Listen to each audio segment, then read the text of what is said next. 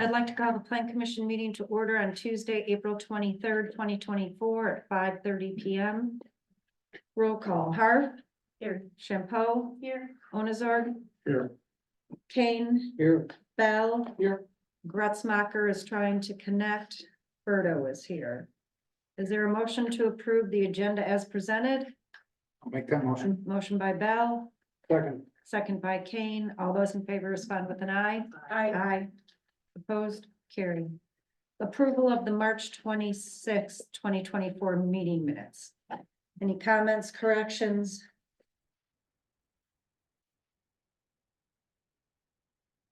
I move we adopt.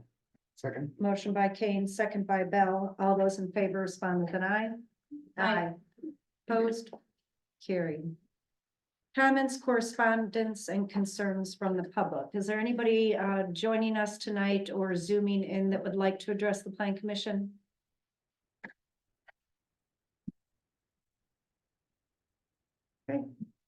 We do have one letter. It's regarding the Country Lane property, the Chad Roffers property, so I'll hold the letter until we get to that case. Okay. Item 6A, site plan review beauty shop. Amanda Zielinski, Aurora Nordor Clinic Building, 2525 South Bay Shore Drive. So this is pretty straightforward. This is a change of use. The office was used for medical in the past, and she wants to change, she is acquiring that unit and she wants to change a portion of it to a beauty shop, acupuncturist, things of that nature. So it does require the change of use, the change of use does require a site plan review. So this is a difficult, a little unusual case than what we're used to. Because she is just one unit in a much larger complex, and portions of that complex are being used for medical purposes. So I'm not quite sure what we want to do about things like landscaping. We'll have to talk about that. Definitely enough parking on this property. Is there? Because that's why I drew my drawing. Oh, for that one? Yep. But we'll get to that. You Sure. carry on. Plenty enough, lots of parking because a lot of those units are empty. So right now you're looking, I didn't calculate it for the whole building, but I looked at it that it was in compliance before, and if we have a lot of empty units in there, there should be adequate parking for what she's proposing to do there, but we can talk about that further after we hear from Ms. Zielinski. The landscape, the parking lot the property is non-conforming. You've got way too much impervious surfaces or, building and parking on there. There's no landscaping on there. It would not meet today's standards. So I think that's something we have to talk about is you have one unit owner looking for a change of use. Does that trigger something? What do we do with that? Signage will probably be an issue, but that's not part of this proposal. It's just to look at the change of use for the property. I believe Amanda is here. I've never met her in person. So she can just fill in any gaps or questions that we may have for that property. So on page in our packet, 12, Julie's staff report. 2521 was highlighted in the picture, but that's their units 2525. Yeah, I'll be honest with you. I don't know why that did that, because when I punched in the unit, that's the picture that came up. I think it's just because I don't know why it came up that way, but it's just the purpose of the photo is to show the site layout of how it actually looks on the property. So you mentioned that American Family is signing another lease, so they do not own that, they just pay rent. You have bought your unit. So there is no condo association or anything? Not at this point. Aurora has an association that they have written up, but it's never been utilized. Because in my impression is that they decided to sell, and they decided to sell as condos instead of as a whole unit the way they originally had it planned or something. Yeah, because Aurora owned it all initially. And then they separated everything into 4 units.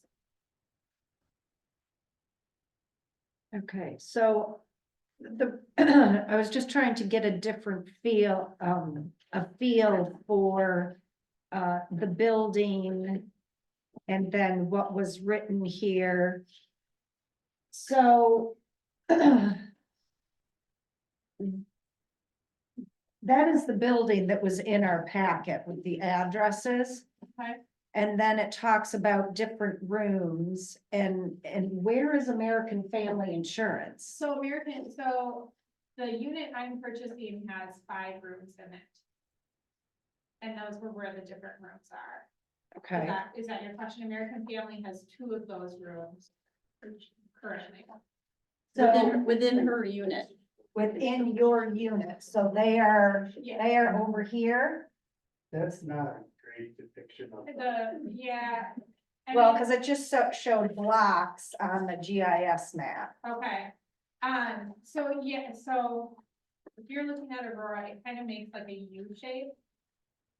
And, mine is at the back of the building, and American Family is in my unit, taking the first 2 rooms. So are you in the clinic proper? No, I'm in No. the office space.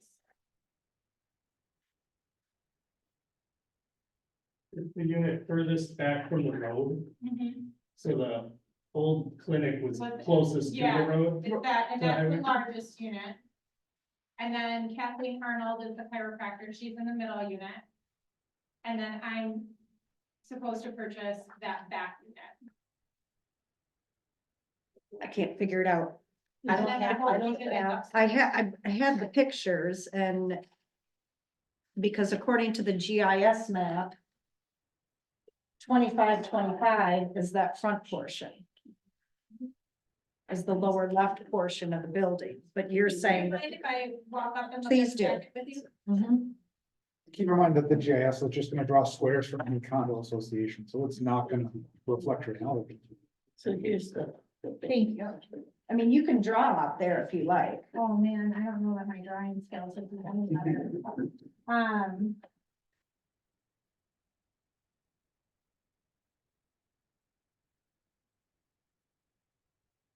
This is the unit, which is three, right? And the first floor. So. So the front unit, I think they're calling 2521, and this is the clinic. Okay, This is, Kathleen Arnold's is kind of in the middle. And then this is the one that. and that's where Debbie Weber used to be? I'm so sorry, I don't know. Yeah. Okay, And then this is the one that I'm purchasing, and then American Family, so if you walk in your entrance here, American Family is in here and in here. okay. And Good. then, What she's showing us is on this. I'm gonna diagram. draw it. This is her unit that she's purchased, yeah, on this picture in the back. So she's not buying the whole building, Just one unit.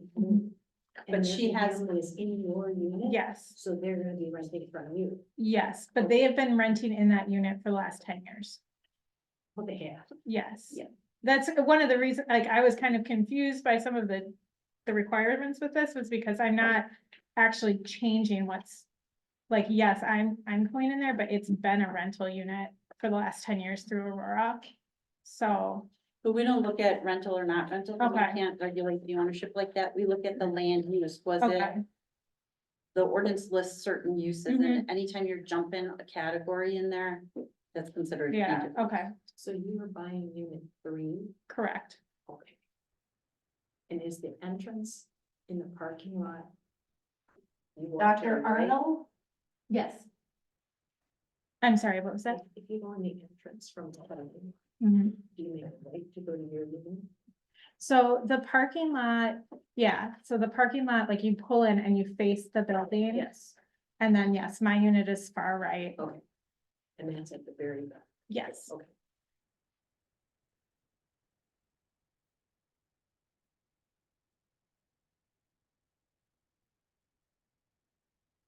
And so within here, there's 3 more. Correct, yep, so there's, yeah, and then a break room.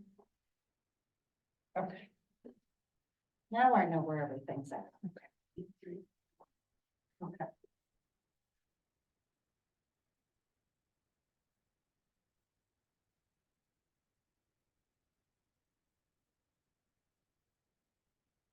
So the insurance company will be paying you rent because you bought that block, right? Okay, perfect. All right. So I realize the building has been there for a long time. There's multiple different uses. And is Aurora operating anything in their space? No, No, okay, they're just trying to sell it, correct. okay. So if Aurora eventually sells all the space, and this is down the road, I think that we should have something that obviously there should be a condo association formed. And then maybe when that condo association is formed, we can try to address landscaping and other things at that time. Yeah, so there actually is a condo declaration on this property. It was Okay. formed in 1988. I think what has happened over time is I don't know of anything dissolving it. So it's still there. It may not be enforced, if you're hearing that, there really isn't a condo association. I think what's happening is it's just kind of being ignored. I mean, I have the declaration right here in my hand, so there is a declaration on that property.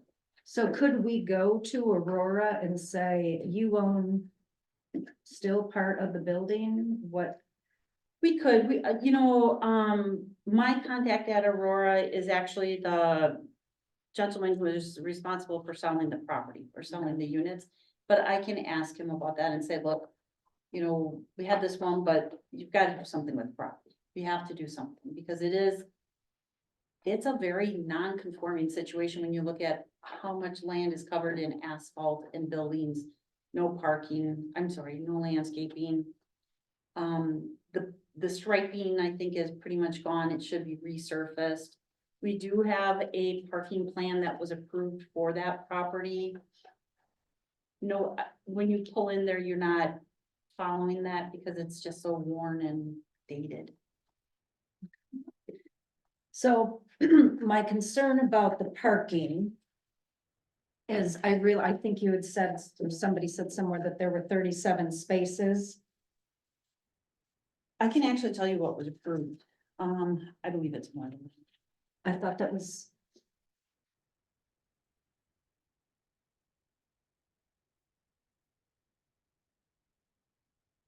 That's probably in the real estate. report Oh, that no, you're it's looking- in her letter. Okay. The parking lot currently has 37 stalls. So I want to make sure that there is enough parking for the insurance space, for your space, and whatever may come in the future. Because I don't want to, I need a calculation, even if it's rough, to make sure that we don't hinder somebody who may want to buy the clinic space, but then won't be able to do what they want to do because too much parking has been allocated someplace else. I just want to confirm. I think there's more than enough, but I think it should be part of our conversation as we're looking at the entire piece of property. Yeah, I mean, we can piecemeal it, like which is, we don't have a choice right now. We don't have applications for the other units. Right.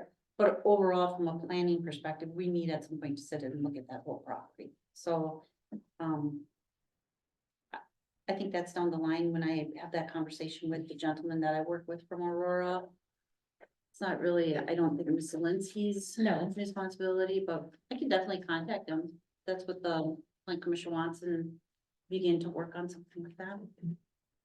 I mean, because the the two insurance units, how much parking do they require for office? Well, let me tell you.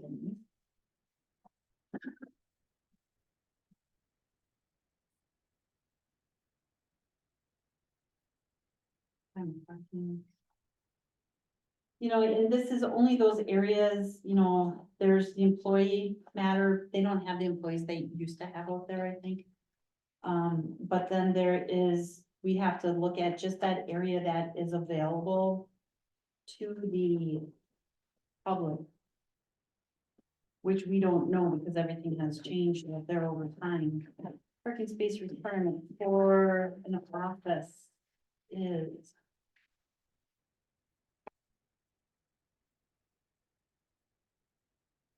Medical is 5 spaces per doctor. Plus 1 space per employee. Well, we pretty much know it's not gonna be that. Yeah.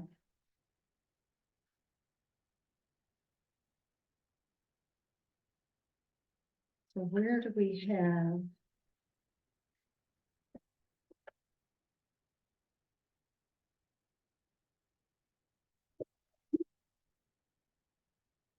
So would, their parking be calculated under the personal services? Yes.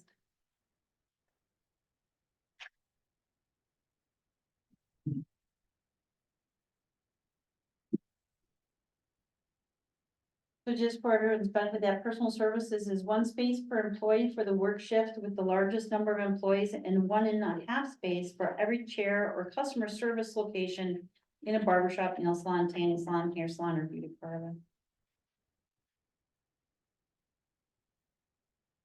And I will look at the professional office for the,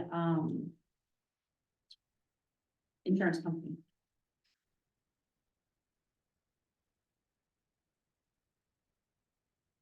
One space per 200 square feet. That sounds about right.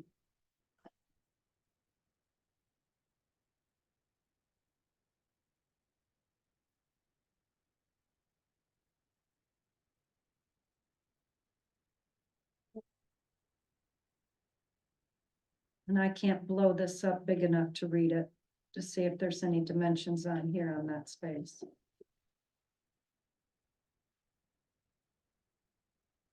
Yeah, the copy I have is the one that I got from Amanda, so it's not, it is grainy. It's kind of hard to see it. Okay, so room 3, 4, and 5, Bombshell Beauty, Honeycomb Salon, and Euphoria. So there will be 1 employee in each of those rooms, Correct. and it talks about a chair, but some of this is not necessarily done by chair. Do they have 1 client at a time or So more? the only, I do currently have a hairstylist and she has 1 chair, but she does not work double herself, but like I have a bed, I can't see more than 1 person at a time. And the same with the permanent makeup artist, Okay. she can't see more than 1 person at a time. Okay, so 3 employees. 6, so that's 7.5 for those 3 spaces. Don't know what American Family is. Don't know the square footage of clinic. Okay. Okay.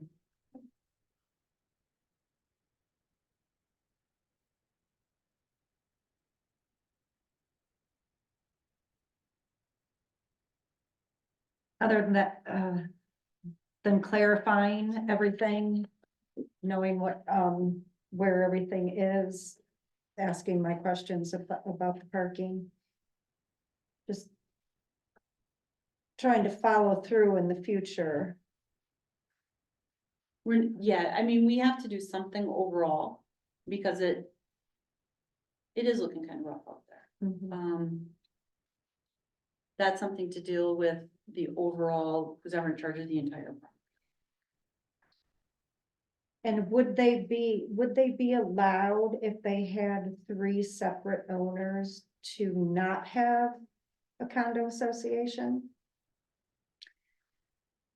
I mean, what if all the new owners didn't want to form one? I don't know how they would do that, because you can't own property, the way that's set up, it is a condo association, you're buying a unit, we would Okay. not allow for different, you're almost looking at zero lot line development, I mean, you're looking at buildings within a larger building if you don't treat it as a condo. So it is a condo association, my understanding, it's still being run as a condo association, because she's buying a unit in a building, so. It's gotta be condoized, there's common grounds, there's no way to not have it be. I know, but condoized. whether or not you have an association is what I was asking. Well, the association owns the common ground. Okay, The unit owners don't own the parking. lot. right, right. I just want to make sure that we have proper follow-up. So do you know how many spots are required for Amanda's? Based upon your calculation? 7.5. Okay,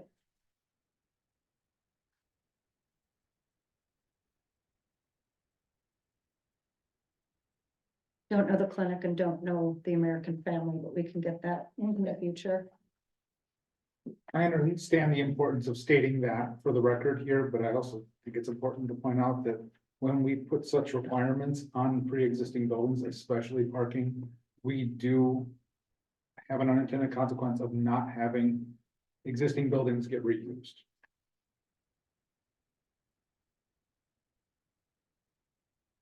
They have 37 parking spaces.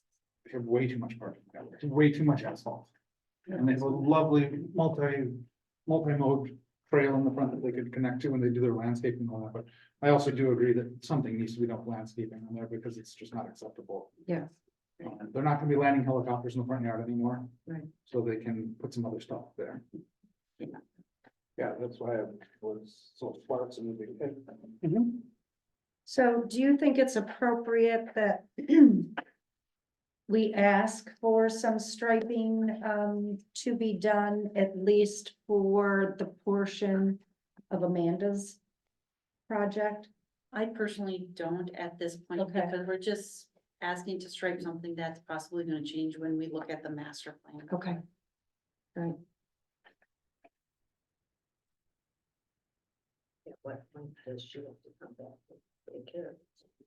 Yeah, their association is gonna have The association does. So if they don't sell all those units, who's in charge of, remaining association members, which is so they're. Aurora, who owns the, I think they have the 2 units that can sell. It's looking at number 3, it says underneath there, it's 1,450 square feet. It's at the back. So they kind of think making her do anything, when the other ones aren't sold, wouldn't make sense. Right, and the other ones in there aren't doing anything either. So. You're preventing the building from getting reused, which is what we want, if we force anything on her. But aside from Amanda, the bigger issue is something else. Which I'll work with Jack on. Okay. Okay. And then you have the option of requiring a development agreement. I do not think you should. I think it's a waste of time. There's no development standards here. We're just looking at use. So basically, at this point, we would just approve the site plan. She'd get a permit. She can move on with her project. And if she wants to sign, that's a bigger issue because we have sign issues out there too, because again, because you have a multi-tenant property, you have to follow these certain multi-tenant signage requirements, which they're gonna have a challenge with on that property. Which I'll talk to the representative for Aurora about too. Because I would think that is also hurting his sales, because people don't want to go into a dated property, spend all that money, and then also not be able to put up a sign. So.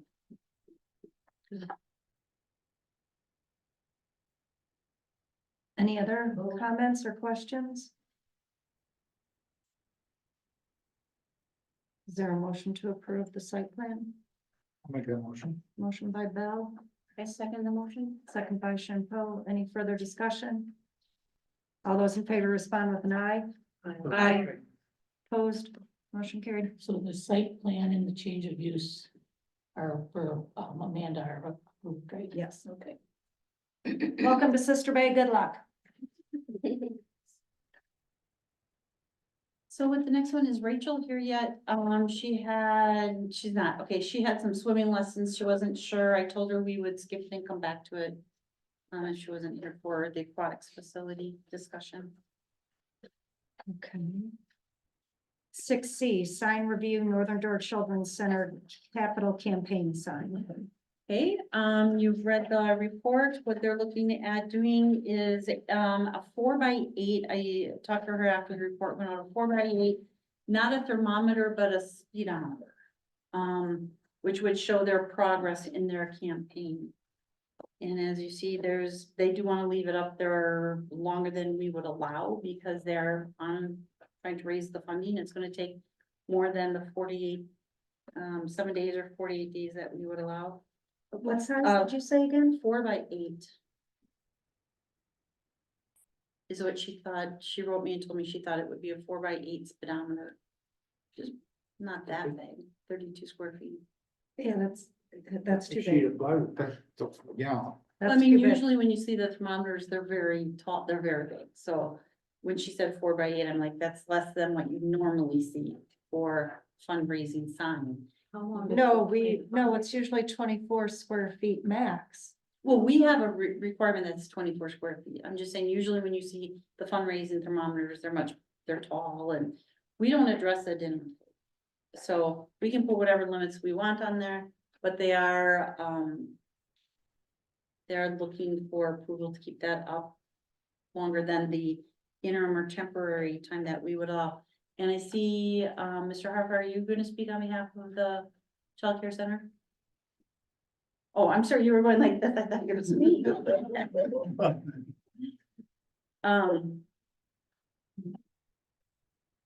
They're looking for guidance, they wanna know, can we do this, what are the restrictions gonna be? And if not, they just won't have it, but Well, on page 100, other on or off premise signs with a permit. Temporary signs, other events. The temporary use of banners, balloons, streamers, pennants, and other similar signage in any district may be allowed, provided that the media will not be located on any sidewalk or bikeway if one is present, or in any public right-of-way. The signs cannot be erected more than 7 days before the event and must be removed within 1 day after the event. The property owner must grant permission in writing for the placement of the sign media. The sign media will not be located closer than 10 feet to an adjacent property, driveway, and will not cause a hazard to traffic or adjoining properties. This type of sign media shall require a permit and shall not exceed 12 square feet in area on one side or 24 square feet on all sides. So some could conclude that a capital campaign is an event. yeah.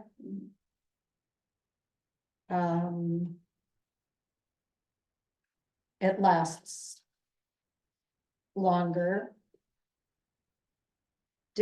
And they simply have no idea. A month, 6 months, a year.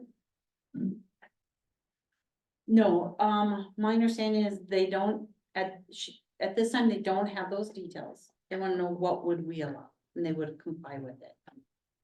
And nobody's here from that organization. No.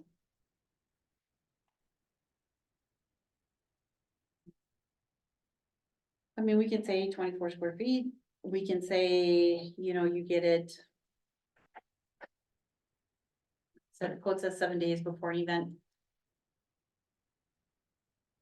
I mean, that's what the code says, and is that realistic with a fundraising campaign? capital campaign? No. No. And that's why I said, what do you want to do with it? The only other way I could see that it could be approved was through that section that I have in the staff report. When Bay Lake was still in the old building, they used to have a thermometer there. What was that for United Way? That was United Way. Yeah.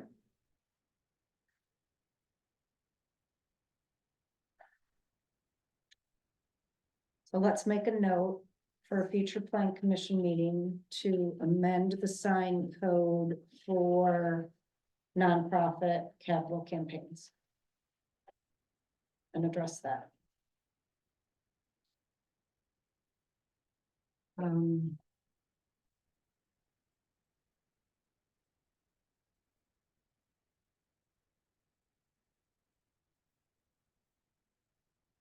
I mean, site plan and architectural review, I know that's in your report, but to me, that doesn't apply. Yeah, that's the closest thing, because this is what we did with that Door County sign at Waterfront Park. That's the section that we applied. Because it says it applies to any structure. I mean, if you want to be creative with the code, that's what it says. This applies to any structure. So. Is that the intent? No, but that's what the code says.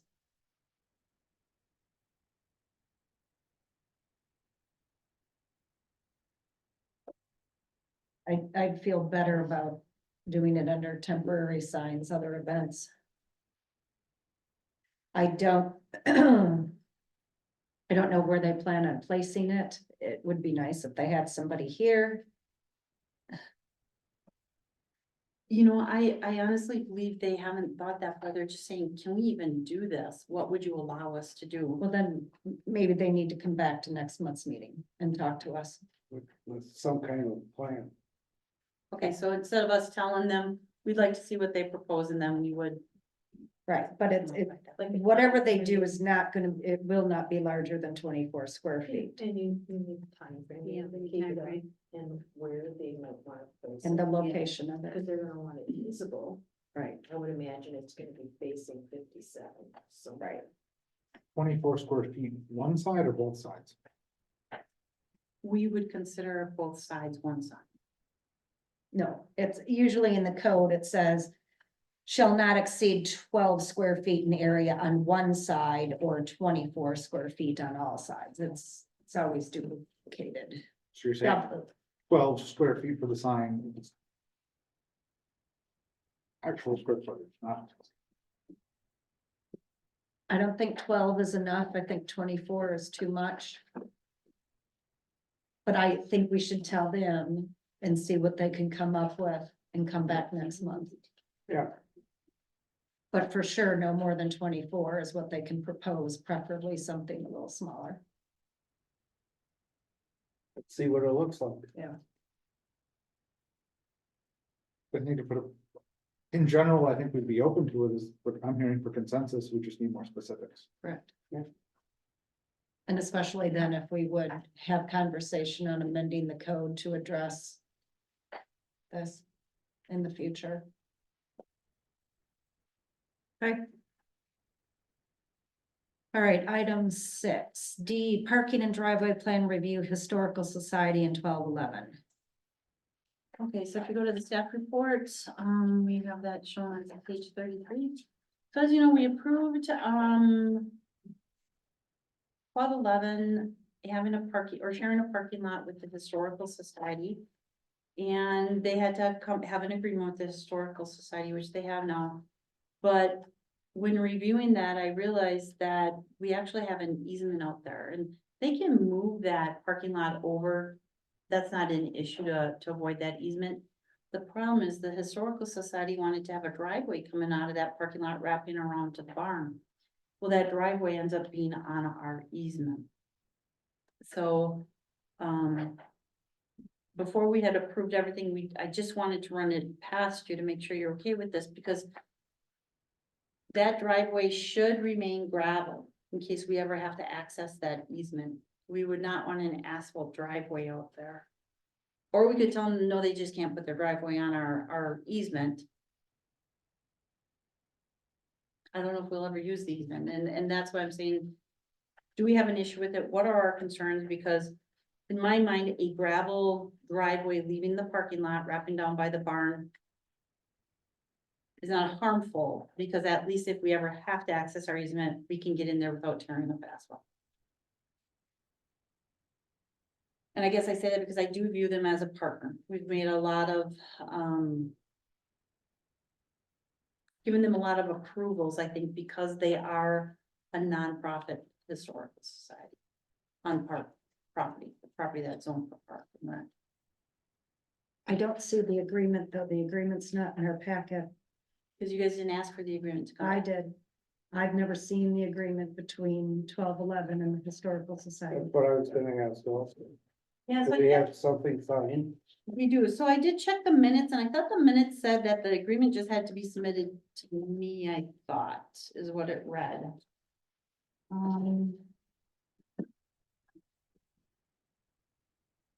But I do have it here. Actually, I have a draft one. Let me bring that.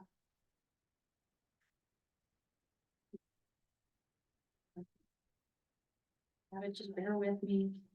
Here's the draft if you want us to. No, I want to see All the right. signatures. All right, let me find it. It's in this mess here.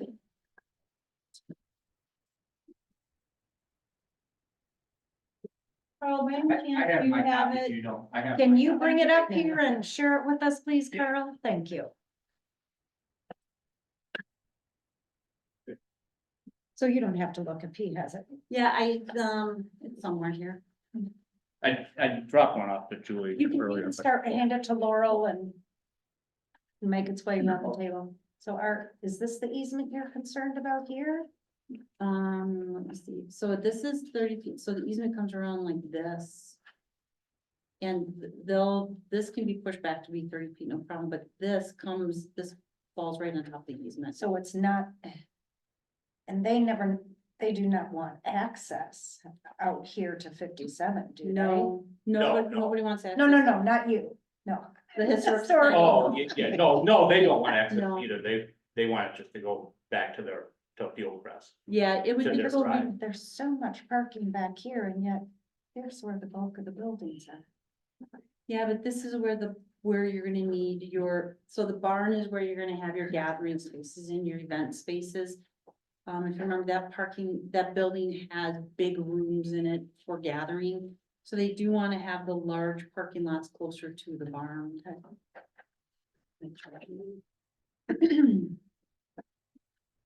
And we determined months ago that in this district, it does not have to, it can be gravel. For the parking lot, we had said that this parking lot could be gravel, right? No, the driveways and everything. No. And that's why I'm saying, do we have an issue with that being a gravel driveway that as they propose it?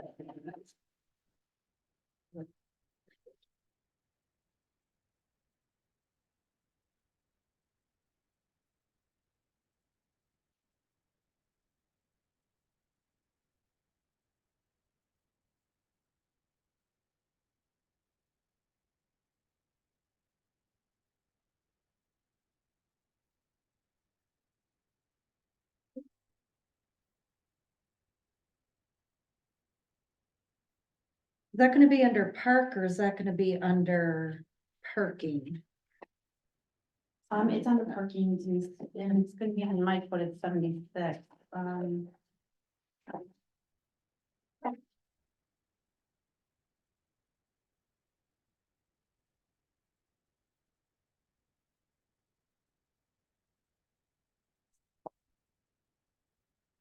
I mean, I don't.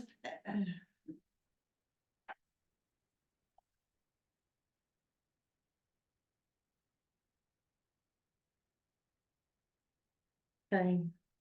Mine's on 74, but I think I have an old code previous. Parking lots and other areas surfacing in all zoning districts other than P1, which is this one. This is parks, Right. so that wouldn't apply. So then where does it say? Well, what we had determined was, remember when Time proposed the parking lot out there, we were telling them it had to be gravel. That we Right. wanted the parking lot gravel.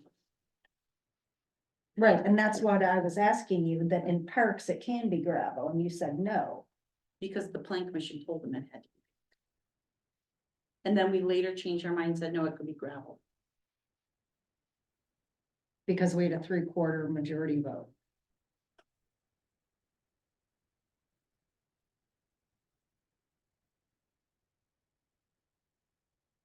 Oh.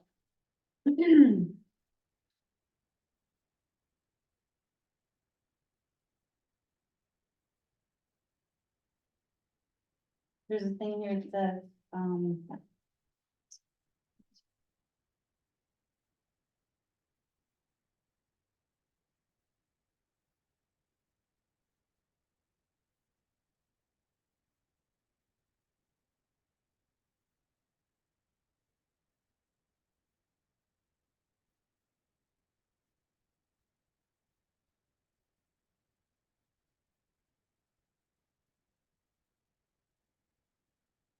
So at this point in time, if it doesn't say specifically, I know what we told 1211 for that particular parking lot. Now we're talking about other parking lots, a road over an easement that we have.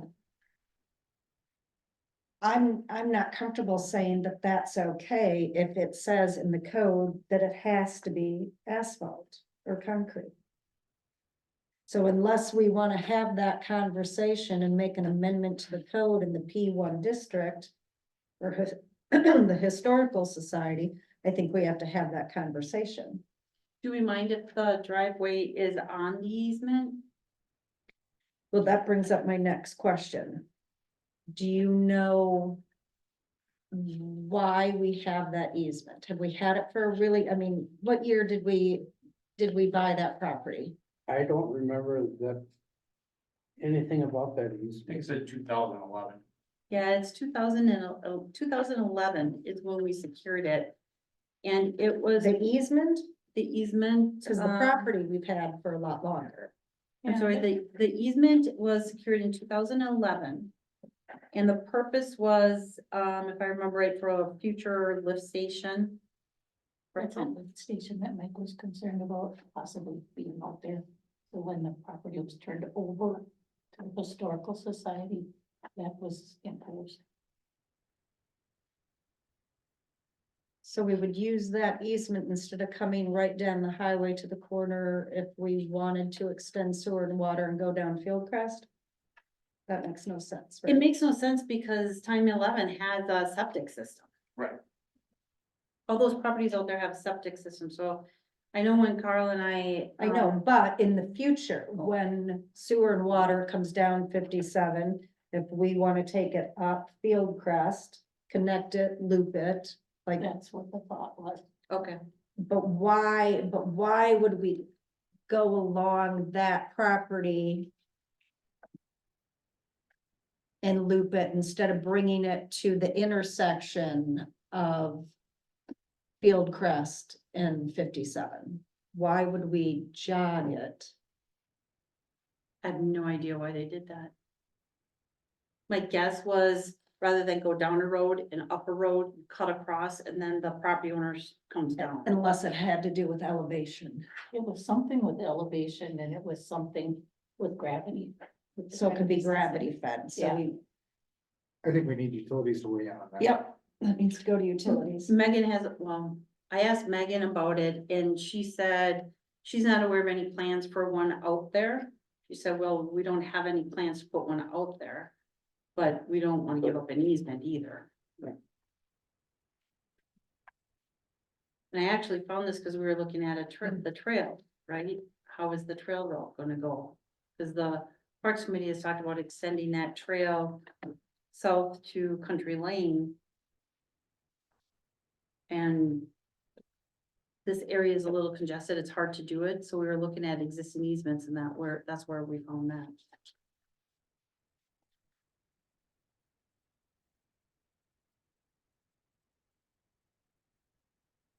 You want this back, Carlos, is I it can little look. copy? Can I have it back? I know I We can have make another Sure. copy. We have copies, so yeah. that's I have fine. Here you go. copies, Carl, that Okay. just. Here you go.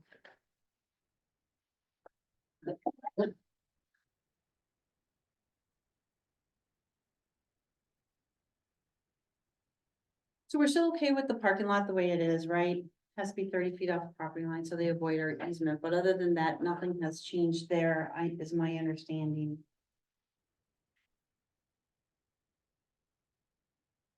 And then, do you want to revisit the issue about them having their driveway possibly being on our easement, or I don't know, or what do we want to do? Multiple conversations. No, and you, no is my answer. Does Parks, Property and Streets that need to look at this? I think it's a utilities and a plan commission thing. Right. So I think we should talk about it broadly for the future at utilities. So refer to utilities. So what I've got is, during the review process, Schnauzer asked how the plan commission would like to proceed. And it was eventually a consensus that the location of the overflow parking lot is fine, but a related referral shall be made to the utilities committee. Parking lot location is fine, provided it's not on the easement, Okay, and the historical society the question of whether the historical society driveway can be on the village easement is to be referred to the utility committee. okay, thank you.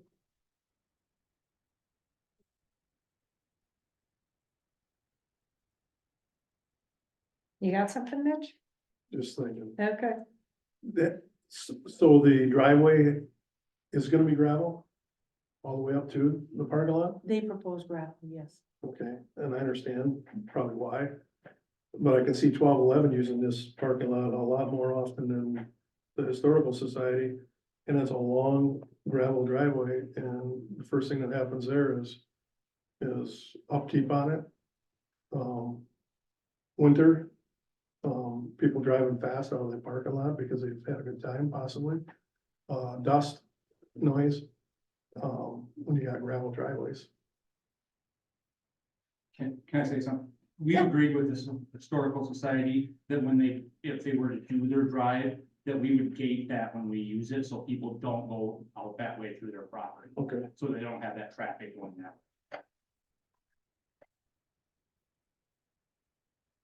Because I look at that and how it's set up, there's not gonna be enough place to get speed, but the dust, I mean, I just saw a truck go down Old Stage today. And, you know, where they've just ground it up, and it's, you got this plume of dust out there, and if that's in a residential area like that, that's not very attractive, but I think that if we modify the code, we can ask for dust mitigation. And make sure that we look at that, because that is a very real concern.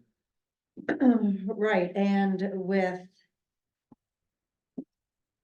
both wedding venues in that area, brides don't like dust. The wedding venue does have a gravel driveway, it's limited use, but they do have one.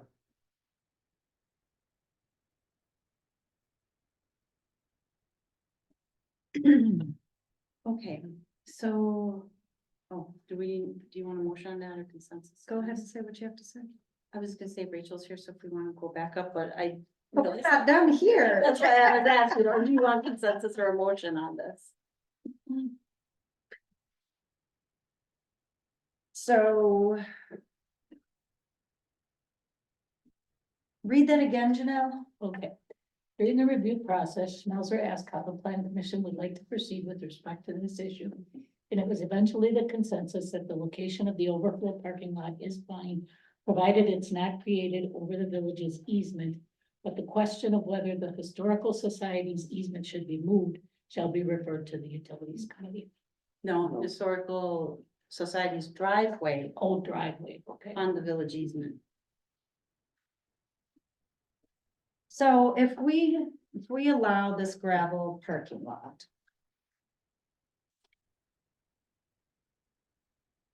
We already approved the parking lot, Okay, so then what are we approving? the driveway on our easement?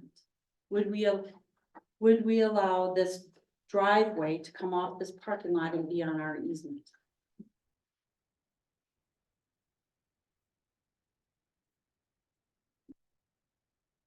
The whole thing is what we're discussing? No, you're discussing the driveway that comes off. That didn't photocopy very well, Denise, but this, right here, you guys.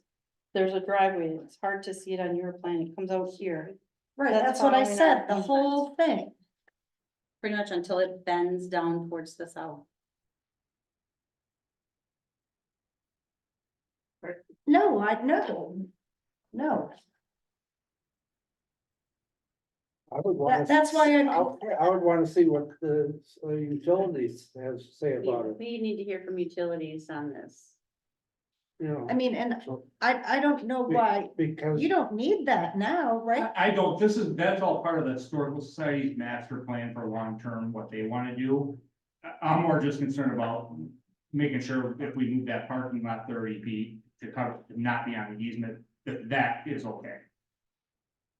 That's what we'll And I vote know on. that the driveway and everything else for. Forget the Historical Society can driveway. be- Driveway's bigger conversation. So take that out of here? Yep. Okay. We approved the parking lot being off of the 30-foot easement that the village has. Okay, so then we've got, during the review process, Schnauzer asked how the plan commission would like to proceed with this respect to this issue. And it was eventually the consensus that the location of the overflow parking lot is fine, provided it's not created over the village's 30-foot easement. Okay, get rid of the whole first half of that. Okay. There's a During the review motion to process? approve. Okay, so. Let's see, So move. Motion by Kane, Second. second by Champeau. All those in favor respond with an eye. Aye. Did you still want to refer to utilities, Denise? Yes. Okay, and then I'll also let the Historical Society know that. Because their master plan, and we talked about, I brought this up I think last month also, that we need to review the open or green space Right. for the Historical Society, because with you seeing this plan, and I even said before you saw that plan, that they have to be allowed to get denser, to continue. There's a lot of space here, and we need to have that conversation. Yeah, because this plan was not the plan that we had approved for the Historical Society back in, I think that was early 22. So this was revised. This is something we had not seen before, but just real quick on that open space, I'm still waiting for the go-ahead on that, which we can talk about later under upcoming things. But I agree, we need to get moving. okay, so so it's a consensus that the easement issue or the driveway issue, what do you want referred to utilities? The driveway issue. The driveway being on the That- easement, The driveway, the Historical Society's driveway being on the village's easement, Okay, or the easement that we have on the Historical Society's property. okay. To review the utility portion of that. Right. Because there's still the access portion, which the access portion, there's a driveway on it or not, Villages, Right. it's access. okay, how about there was a consensus that the status of the village's easement that's located on the society's property shall be referred to utilities. Not the status of it, Status? just review the easement with it. Okay. That. Okay. The village's easement on the historical society's property shall be referred to the utilities committee. Yes.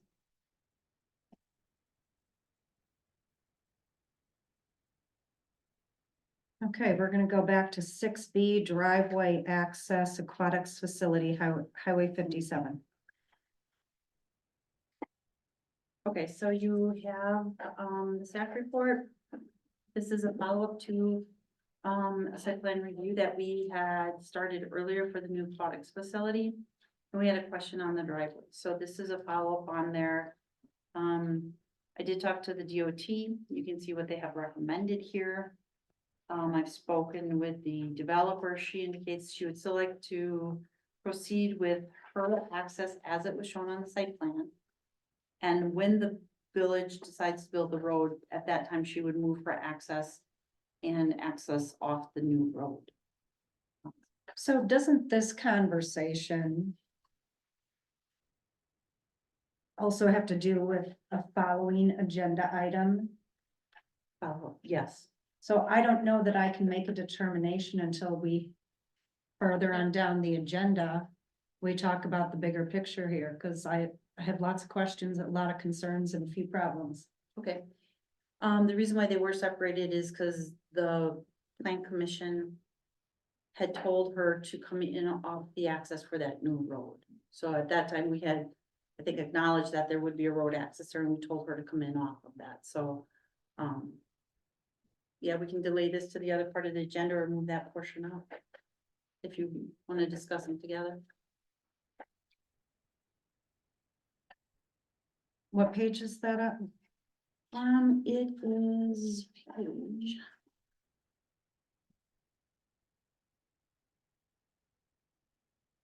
$72.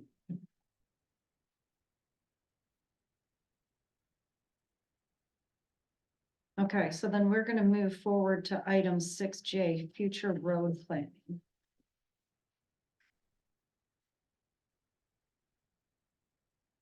Okay, as we're working on comp plan, we do have some, we do have to look at the future roads as part of our transportation chapter. And these are the roads that have come into light lately that we want to get some answers on for that chapter. And when we look at that final chapter, we'll have to look at all the roads and where they go with what we want to see changes with. So I started with Canterbury because we've talked about that one in the past. We've talked about possibly extending that, possibly, but we've expressed that we would like to extend that over to Woodcrest. And I've drawn it to follow the ridge line or the topography that's out there versus straight across. So we'd want to talk about, do we want to see that in our future land use plan, a road going through there? Number 2 would be Applewood and Applewood Extended. We have, there's a partial easement to extend that road down to the road we were just talking about earlier that goes out by Rachel's place. And to extend to Applewood, we would need to secure another easement to get the road wide enough to get down to Rachel's property. But it is something that we've planned and talked about before. You've seen the official roadmap in there. Do we want to proceed with that? Do we want to change that? Do we not want to have a road there? And then how does that road go? You know, does that extend over to towards Woodcrest? How does that new road look? And when we're looking at these roads, we don't have to be exact. It's just in the location. So we know that when we're looking at roads, that's the approximate location of where we want to see roads go through. It helps us with planning. It helps developers with planning. It helps with your zoning decisions, future land use decisions, sewer and water planning. With this latter one, if if the road would go over, so if Applewood's extended. And if it runs east-west. West over to Highway 57 in particular. We would have to, according to the DOT, as you saw in the earlier staff report, we would have to close off Orchard Road. Therein lies my concern. One thing for newer plan commission members.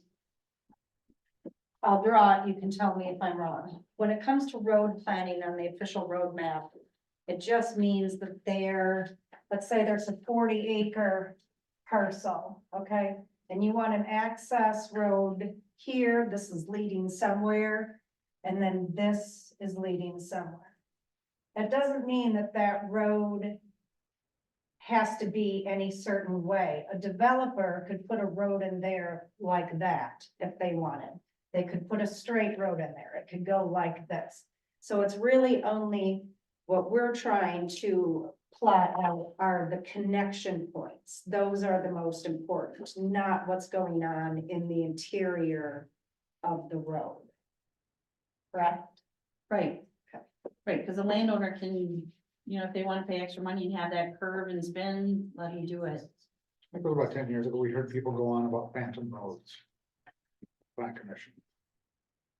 Yeah, it does become important though, because you know, when you're, but you should know approximately where is that gonna connect onto our roads, right? Or the highway. Right. Or your arterial roads or your, Right, I mean, they can pretty much do what they want once they get onto their property, but we need to know. And they need to know where do we expect that to connect into the road system, into the road network. Because like I said, in this particular, went back to the one involving the aquatics facility, the DOT was very clear. If you want to have that road there, now they recognize the official road map is outdated, so, and they realize we're updating it. Make sure it gets mapped, and oh, by the way, if you're gonna have that road there, you're not having Orchard access Highway 57. That's not our call, that's a DOT call. So if we want that road and we wanna have an access point there, that's fine, but you won't have Orchard. which I am not comfortable with. I know that there were conversations in the past about that.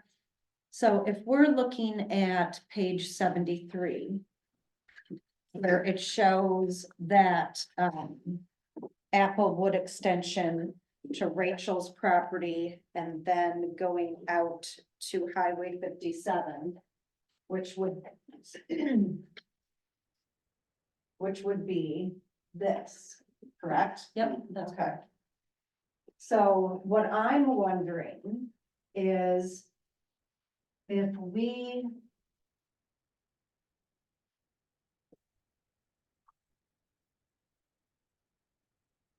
do this instead, and can we bring Orchard up? And have this be like a frontage road. Okay, let me go back and, I have to remember my conversation with the DOT on that one. This would be. The DOT wants to sell, so all this land here, the DOT wants to sell, they don't want it. They want that to go to private property or the village buy it. I inquired about it last year, they wanted to astronomical for that property. But I believe that they said, if I remember right, they said, no, I could revisit that issue. They will still say, and you're saying no connection out to the, Right, so to get to Rachel's project, you're coming off of 57. You turn onto Orchard, you take a left-hand turn on the frontage road. I really don't like that. That's a massive amount of asphalt dividing the village, and it's a small village already. That is gonna be impossible for people to go from one side of that, across the frontage road, across the highway to the other side. because you cannot have development on both sides of that road. You know, like, there's an existing farm here, or right here. So you're not, you know, usually when you put a road in like this, like you don't run it along a property line because you want to have development on both sides. So both sides pay for that road versus just, you just run it along here, you only have these houses paying for the road. In this situation, you have an existing farm and this is no man's land. This can't be developed. So you're paying to go this way and you have no development benefit, no way to offset the cost of that road at that point. Huge divide. And But you're still otherwise- you're still using, I'm sorry, you're still using this access point, which is the problem the DOT has, the DOT. The DOT put that in. I know, They redid that whole intersection not that many years ago, dozen? Maybe? yeah, probably. Not that long ago. Because otherwise, if Yeah. we can't figure something else out, to have that go away.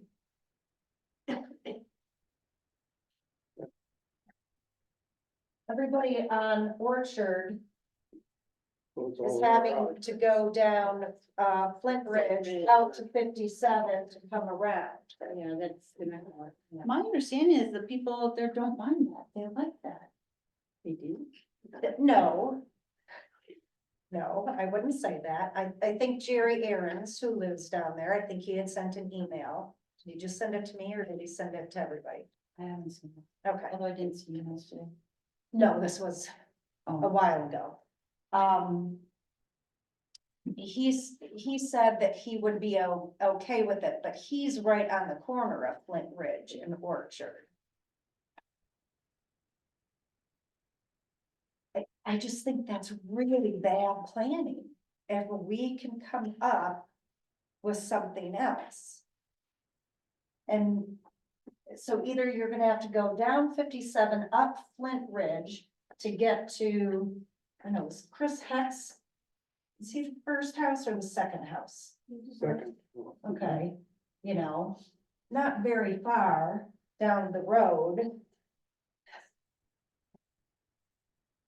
That's just a horrible idea to me, moving forward.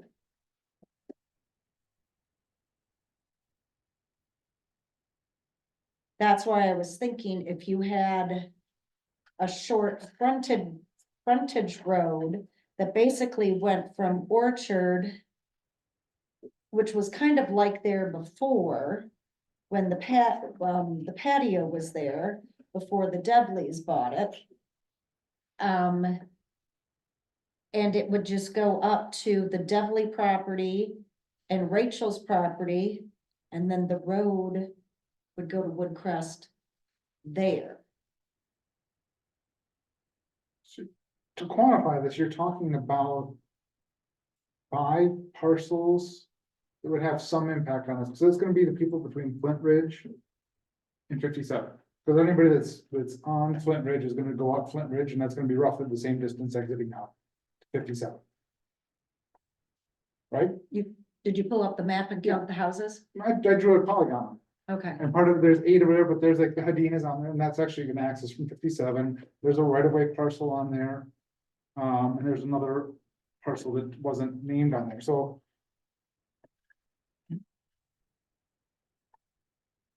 you ran it up from Orchard, that's a lot of roadway to only access. I shouldn't say to only access one property, to access No. Rachel's property, but. it No, would but it's continue going on. up It would continue. through to Woodcrest to give you that connection. And you'd want it to run on the north side of Rachel's property, not the south side. Because again, you're running a road with development potential only on one side. So, Yeah, no, I would want it here. That's the south side. but if you run it on the south side, out to Woodcrest. You're running it against a farm that is not zoned for development, and we never planned for development, and the farmer doesn't plan for development. But this is the problem here, because if we do this, this goes away. That's why I'm trying to find a different solution to get access to Woodcrest, to get people to Rachel's property. I can ask the DOT if they would consider an access between the proposed road and Orchard. I mean, because we're talking. Can you measure that for me, please, Nate? From, the curve on Orchard to, Rachel and Dudley's south property line?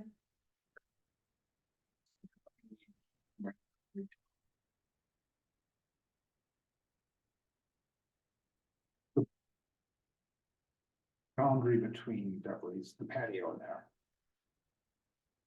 And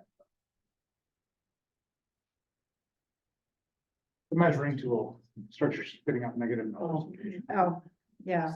I just wanna say, I just wanna say with that thought, the north end already has a 30-foot utility easement that the village has.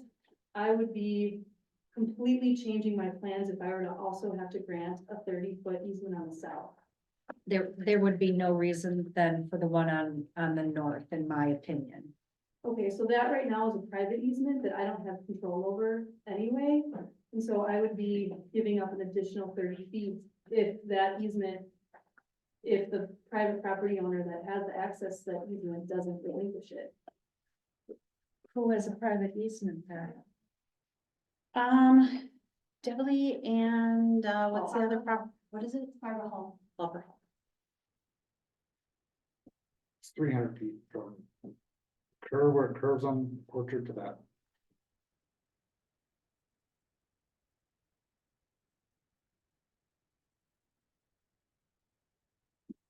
And then the only other thing that I wanna say is, from a setback perspective, I know in here in the site, the meeting minutes here for this driveway, the setback is 155 feet, which goes almost halfway to the middle of the lot, or almost halfway through the lot, my lot. So if you were to have a road there, I don't know if there is really even enough setback, or otherwise you're pushing into the actual building, or at least the outdoor, like in my site plan, it would be like the outdoor pool splash pad area, which is located closer to the highway.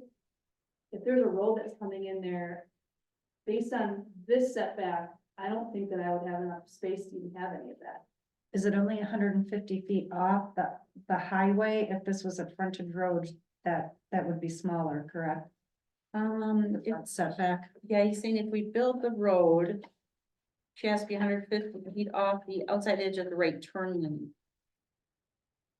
So when you're coming off, so basically off 155 feet from the pavement of the turn lane on the highway, But if it's not the highway, the setback would be smaller, much smaller.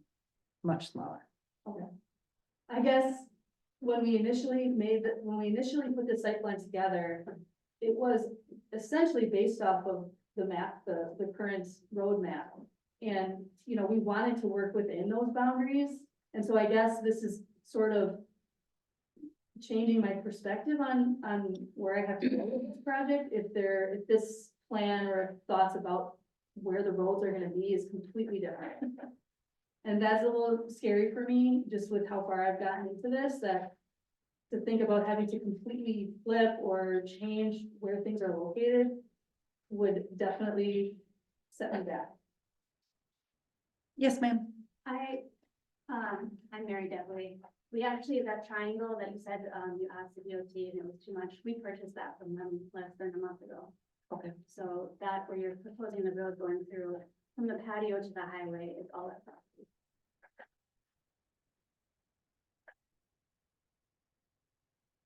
Well, and the farm. And the farm that you're proposing that you run a road along, which I really prefer not to. We actually just quit claimed a piece of those woods right there so that the road couldn't go on that piece of property along the farm where my garden is. Okay. So Denise, you know, you were asking about the 155 setback, and I have to clarify. That's for they're saying the driveway connection to the aquatic center would have to be 155 from there. We don't have that setback in our code. So we don't regulate the driveway connection to the road intersection and things like that. We would regulate buildings, how far the building has to be back. They're not saying anything about the building, they're just saying the connect, so when you're gonna have that right turn, and you're coming on her road, they're saying her driveway has to be 155 feet from that turn lane. Make sure you can turn safely before you're hitting a driveway. So it'd be the driveway on our road. Okay. Is how I understand.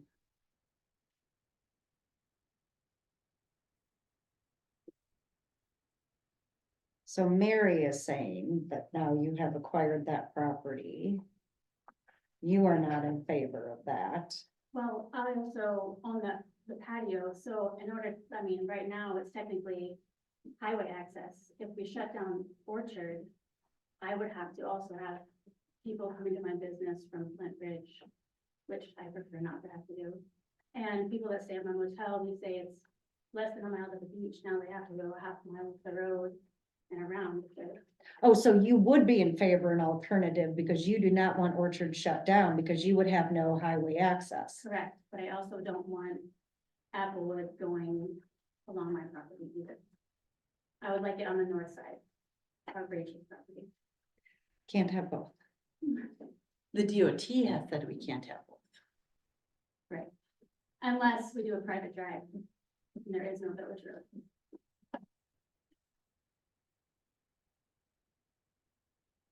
Do you mean Orchard becomes a private drive I or mean, Rachel's? access to Rachel's water facility. Which we can do, I believe, with the DOT, but then that, and so that plays into our conversation, so then that no longer becomes a mapped village road. So then how are we getting access from Woodcrest Canterbury. to the highway? If we can get Canterbury, is that good enough? Let's look at an aerial of that area.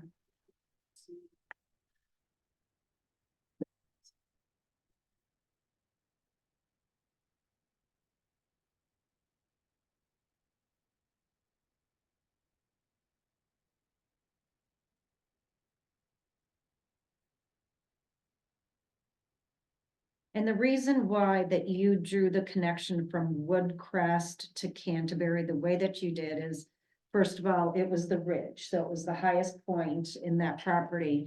And if you made it line up properly to Canterbury, it would go through a whole bunch of buildings. Right? Kind of, but no. So if it went straight through, it's not that I put it on the high point. There's a high ridge, a high rock ridge, and I went around that rock ridge. So we didn't have to blast through a rock ridge. Okay, And yes, you're avoiding some buildings when you do that as well. And if you did go straight and blast through that rock ridge, you're gonna butt up to the back of some residential lots. So again, you're not having homes or development on both sides of the road to help offset the cost of that road. You only have development, when you get to Woodcrest, you'd only have development on one side.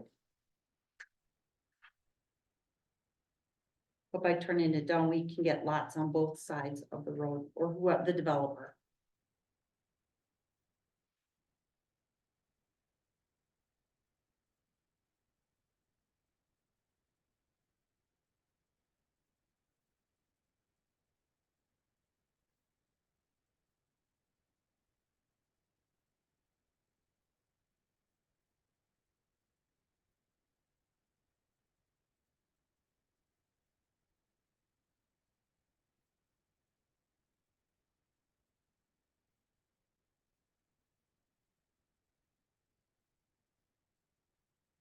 so really there are only 3 possible connection points.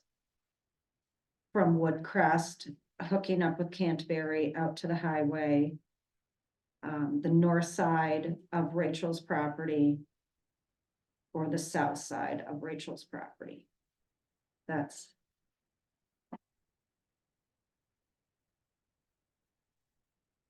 it. Because once you get farther south than that, You're going out to Orchard. right, you're going on to Orchard.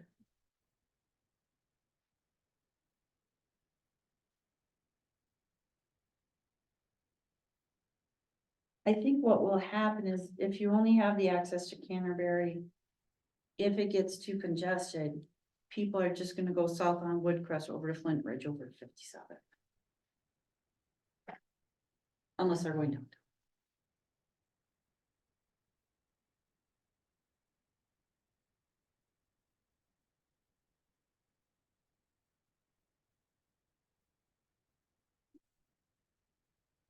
By not having a road there somewhere in there.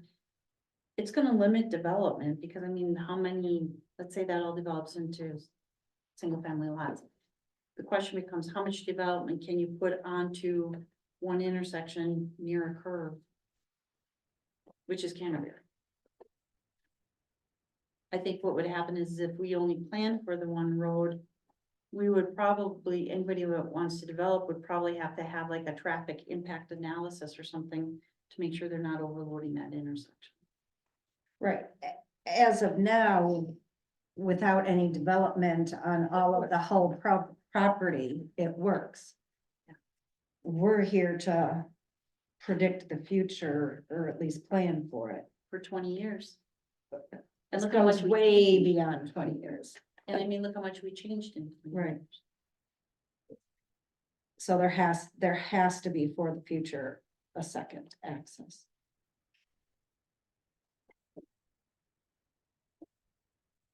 So where does that leave us?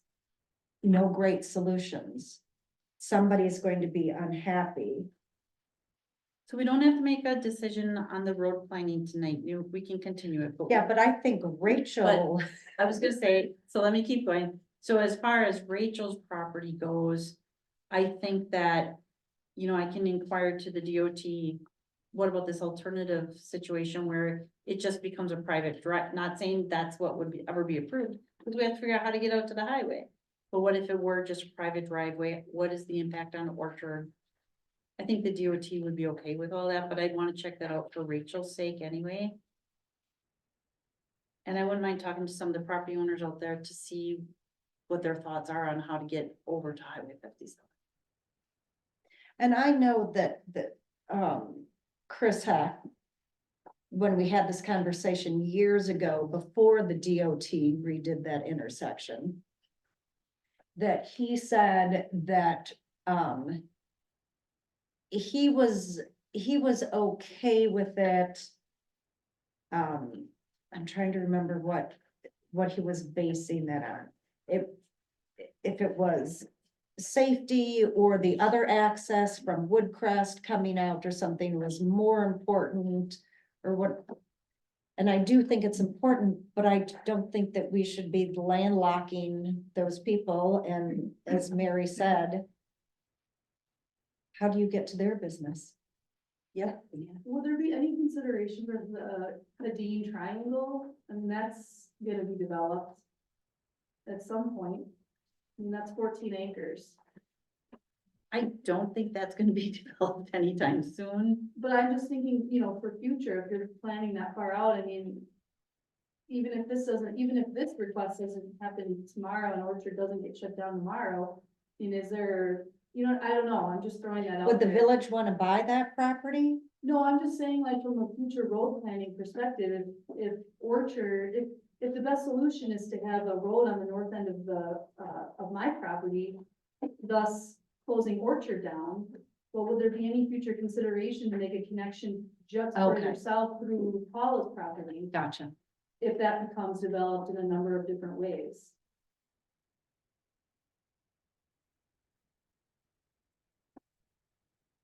When I originally looked at that triangle, and we were planning on, if we were to have developed it and come in off the highway, it would have been on the south end of that triangle lot.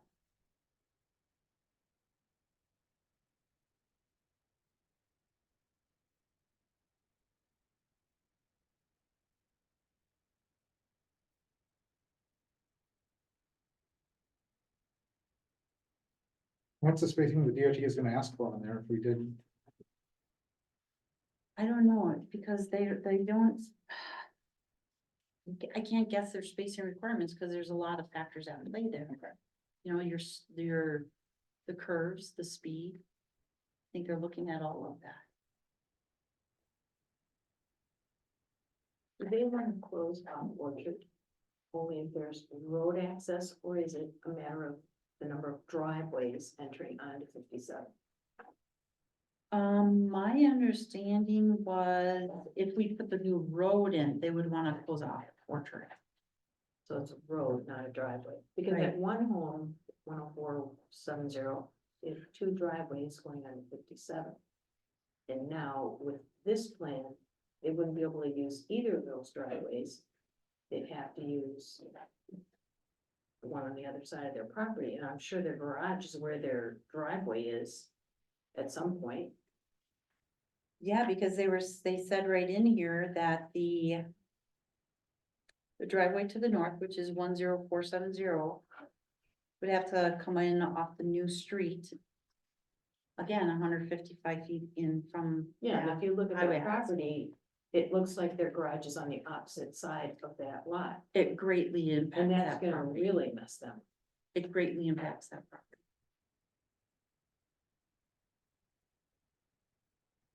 That is. Hate to say it. That is a property we should, if you want a road, that's a property you're probably gonna wanna consider acquiring. I hate to say it. Only because you're gonna render it impractical to access. If the road would go through where Rachel's is, that property is, you're right, the garage is on the other side. They're telling you you have to access off that new road. And that person also owns the lot behind their house and behind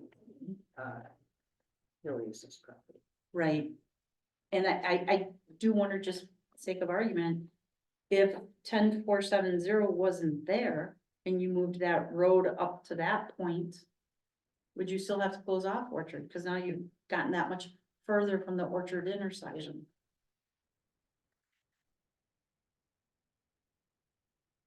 This is a mess. I'm gonna ask, just out of curiosity, I'm gonna ask the DOT. I hate to do that. I mean, we haven't even heard from these people, but just out of curiosity, I wanna ask them, how much further do you have to move that road towards town to avoid closing off Orchard? I think that's important to know. And I think Rachel's point was interesting. If you look at the map. And if we would use the south part of the triangle of the Hedin property. Hook that up to Woodcrest, go across Orchard, comes out to the highway.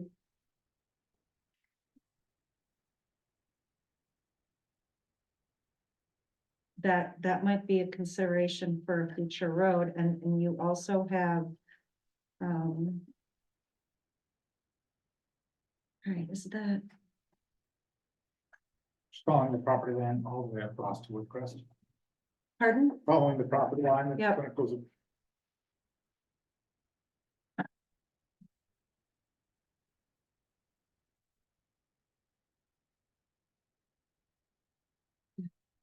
Without wasting time and clicking on each parcel, some of these are developed, so.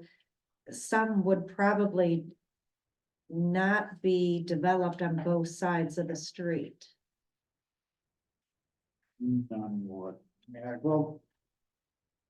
But the Dean property is the only one on that. It doesn't have any development on it, not that they're going to rezone eventually. Yeah.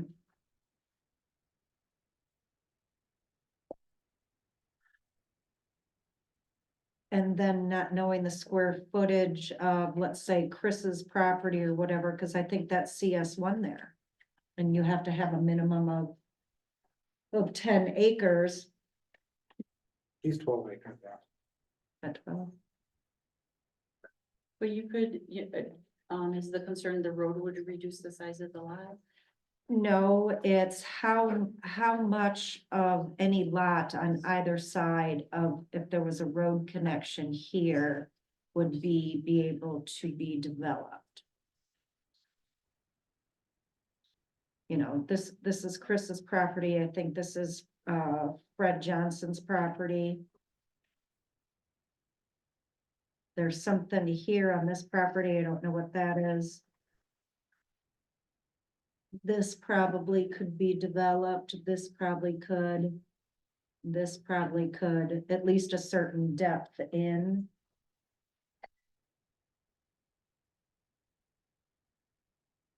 I don't know, I think we have a lot of questions to ask the DOT. And maybe, you know, we can present it in some kind of way that it's like, you have to help us figure this Yeah, out. yeah. I'll reach out to them and see what I can get from them, and I think we should revisit this next month. As far as Rachel's application goes,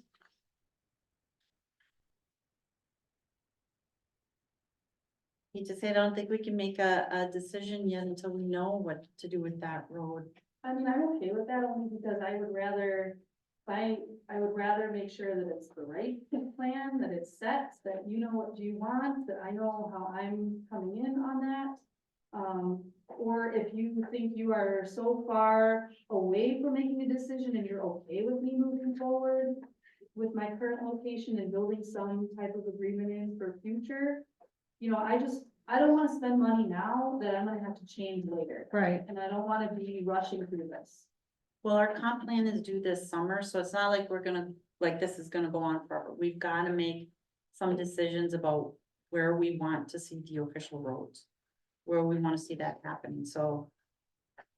So we won't string you along too, you know, it won't go too I mean, far, I Rachel. guess I just am nervous because, you know, it's not a big lot already and I've maximized what I can from it to get as much of a facility in there as possible, and I don't wanna give up any more than I've already granted in terms of an easement. And so, you know, I would say that's where I have big concerns, is just in having to lose any more. I mean, there's already a 60-foot private easement on the east side of the lot, you know, for a possible future roadway that could change if you decide that, you know, and that's just a private Paul and Beverly, right? You guys have access on it. So my lot is already shrunk with easement rights, so Sure. I just am concerned about that.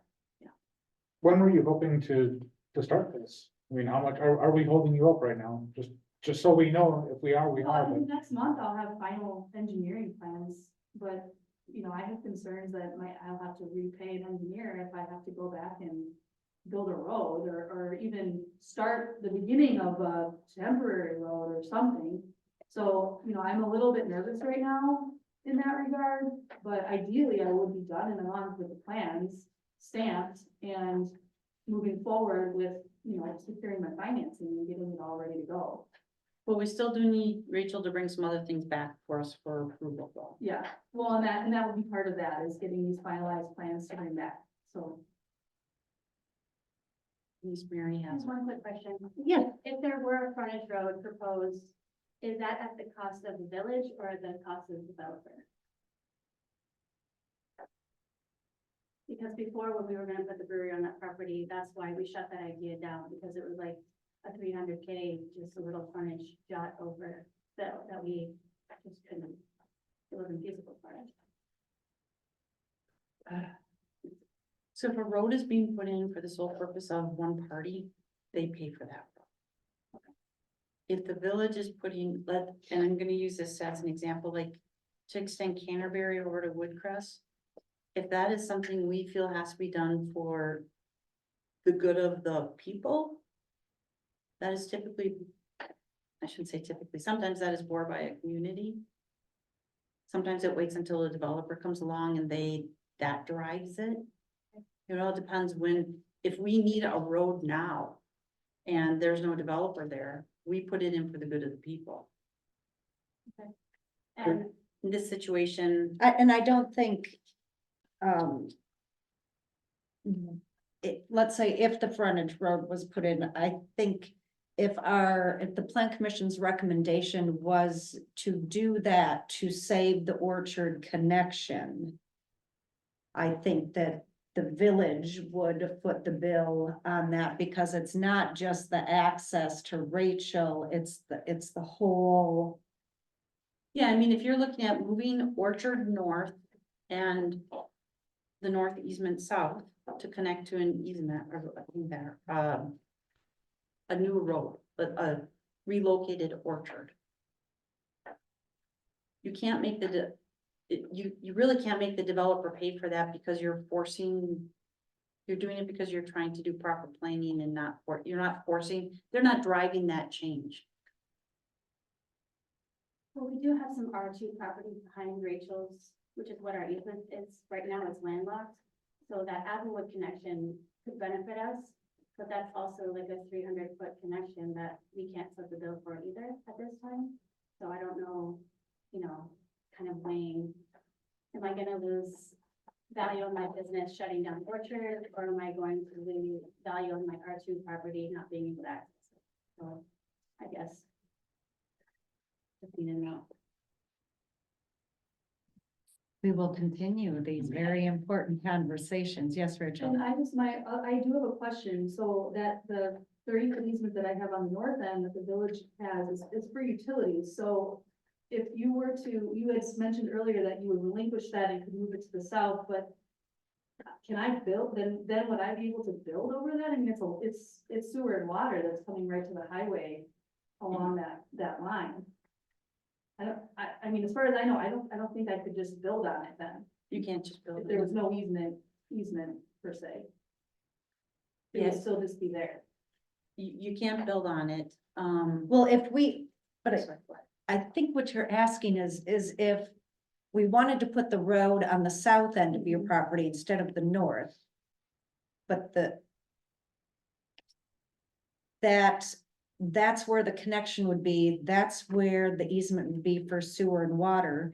But we don't have one on the north side, that's your easement. You have sewer and water, you have, So then wouldn't we change that? I mean, wouldn't we relinquish that? so the east, we could. I mean, there would be no reason to have two. Well, and that's why we look at where our roads are, so we can also do our sewer planning, because we have a utilities chapter we have to look at too here someday. well, I guess my question is, if you did relinquish that and moved it, and you no longer had the rights up north, can I build over that, or I'm stuck Yeah, just yeah. keeping that open? No. you I can build over the sewer and water line. As long Oh, as. there's not a sewer and water line there now. Yeah, there is. Oh. No, you can't build a, Okay, so yeah, so so we wouldn't relinquish the easement then, Rachel. I didn't know there was a sewer and water line I just on get that. very squeezed and I just, yeah. I'm happy to use that 30-foot easement for a future road. If they can get, figured out, Uh. and I wanna work with you guys on this. And would it have to be gravel since it's over sewer and water? Where does that sewer and water line go? It goes under the highway to the other side. How they extended for the permits. But how far east does the line go? Applewood. There's like a hydrant right there at like the L. That I do remember seeing the hydrant out there. There's a hydrant right by the Oh, road. that's the dead end. Yeah. And unfortunately, the layers, the GIS layers don't show the utilities there. That's a different program. Okay. We need pipes in the ground maps. From Megan.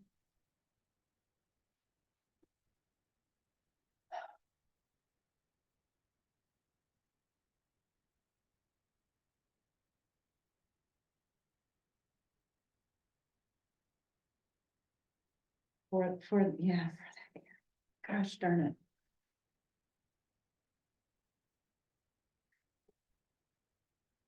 So if you said that the DOT might be okay with Rachel putting in a private road, where would that access? I don't know, I'm gonna ask if they're okay with her using that. From 57, you're talking about a private road from 57? No, if you took Orchard and ran it Okay, just up to Rachel, okay. so it would serve the patio and Rachel. I think that was my question. Okay. Would they allow that? And then the other one was,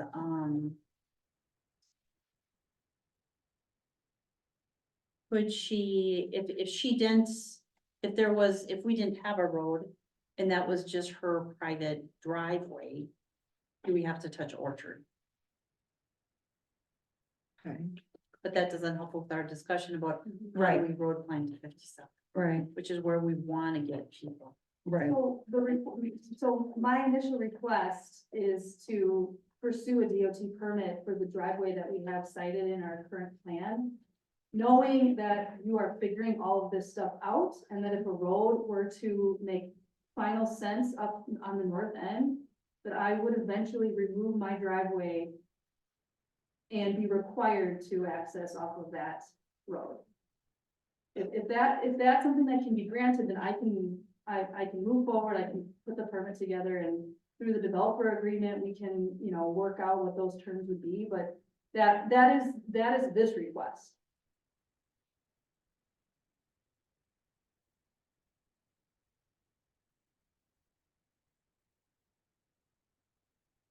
That is 6B.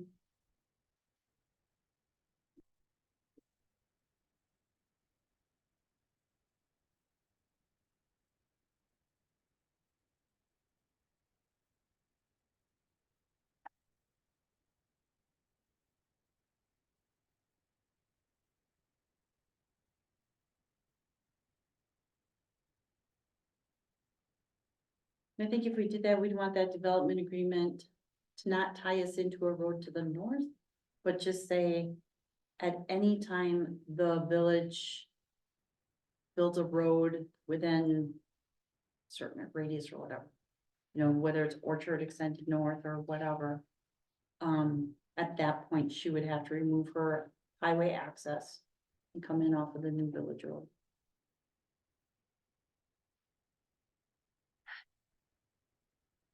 I forget my triangle names. Mary, so you own the parcel directly east of what Rachel wants to develop that Hannah is, It's south of what Rachel's developing. But Put the triangle the up. triangle east of 57. Like, it's just a grass piece. it's about 15 acre, I'm looking at about 15-acre piece of property. Oh, that triangle, yes, yes. Okay, is that what you said was? That's R2. That's R2? Yeah.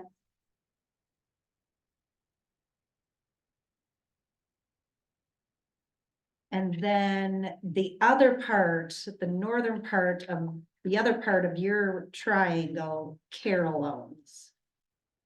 Yes. Okay. Okay.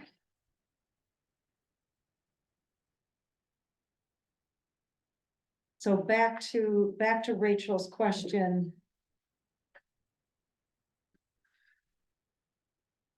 Yeah, back to the question of would we allow her I'm gonna call it a temporary driveway, because allowing her to put a driveway in would allow her to proceed with her project. But the development agreement would make it very clear, it is just a temporary easement or temporary driveway. And when we put a road through to Highway 57, her driveway gets eliminated and she has to access off that road wherever it is. You were gonna ask the DOT. How many more feet north would that road have to be for them to approve it? Yeah, I mean, they can't, they already know, well, and I think that we asked them to do that traffic study to reduce the speed limit. Yep. Here, I think it's already, once you round the corner, I think it's already 35, so, I think that's 35 right there. right. So it was just south of that where it was higher that they're doing the study. So they should be able to tell us if this is 35 and this is here, how many feet it is. Yeah, I know they also look at the crash data. And I didn't give you the crash data maps. Do we have crash data? Oh, yeah. We have a lot of crash data. Okay. In this area? Yeah, actually, we used it for the applications for the Highway 57 trail grant. I used it on there to show you have X amount of pedestrian, bicycle, car, senior citizen, whatever accidents out here, minor damage, or physical damage, death. We have all of that. Right.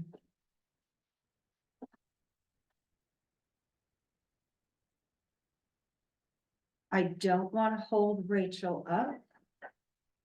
I also don't want to put her in a any of us, her, the Plan Commission, the village, the public in general, in a situation that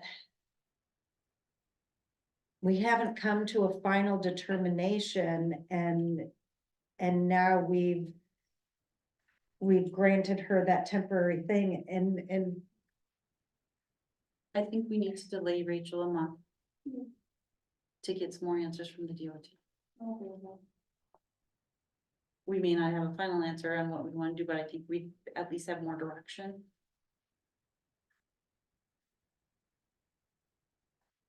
Is there, I'd also like to talk to the neighbor who's greatly affected by that road. To see what their plans are with their property. Because if moving that road even to the other side of that parcel makes a difference, we need to know that.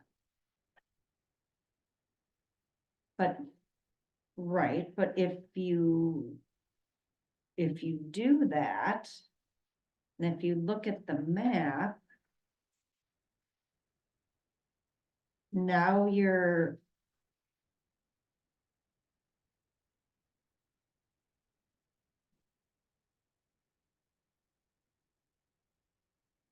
you talking, you know, now you're going, okay, so she owns this.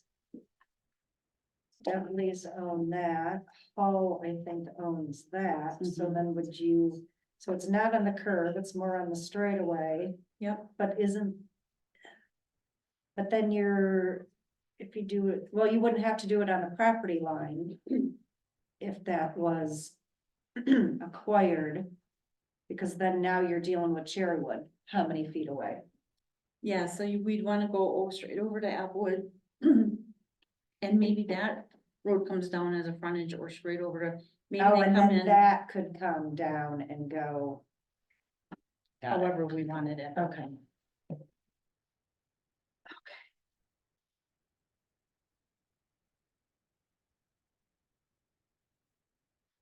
So are we all confused and frustrated?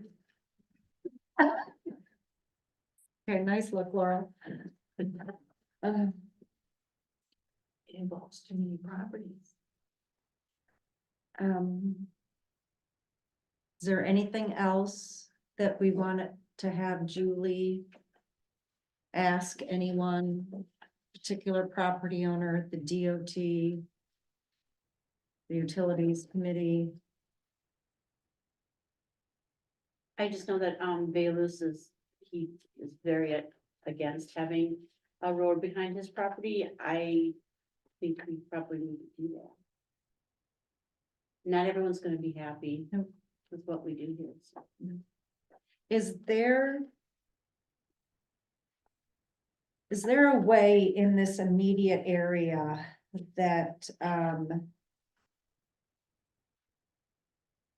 we could have, a larger printout, you know, take a picture and then write how many acres, who is the owner, if there's any easements, you know, where, and then kind of just have somebody draw, so we get a one drawing with all the information on it and not, Denise, I've tried to do that on a lot of different things in my experience, and you put all of the information on one, you can't see any of it, you can't really get that. I think if we had the easements on there and utilities on there and the land borders, the rest we can go figure out. okay, It just gets to be too confusing. okay.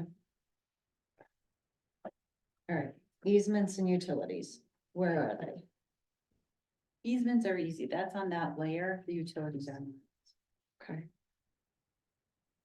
Even if Megan would just hand draw them on there with a, you know, a marker or something, then we just copy it, that's fine. Yeah. Yeah. Kira has pretty good, Megan and Kira, Megan maintains them. They're through Rupert Milk and then Megan's been updating them with stuff. So they have the utility data, which is gonna help a lot. Okay, To see which. okay. So then we'll continue this conversation on both agenda items next I month. can still be working on it. Okay, all right.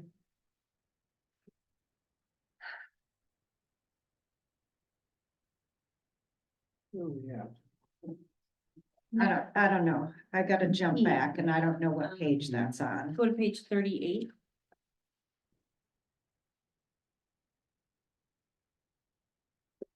Okay. 6E, parking lot review, Door Hotel and Marketplace property lot, Mill Road East. Okay, so Chris Schmelz from The Door has offered to, resurface, basically seal the parking lot. He went to the Parks Committee and they approved that. He also wants to stripe and stamp it. And because of some of the issues we've had with that, or stripe and stencil it, because of some of the concerns we've had with that parking lot, I'm like, yeah, we gotta go to the Plan Commission for that approval. You do see here, there's always been some discussion about what the development agreement actually says. So Chris has room, he has 14, I'm sorry, not Chris, but the Door Hotel has the 14 along the building. And then there's 61 other stalls, which are all on the village property.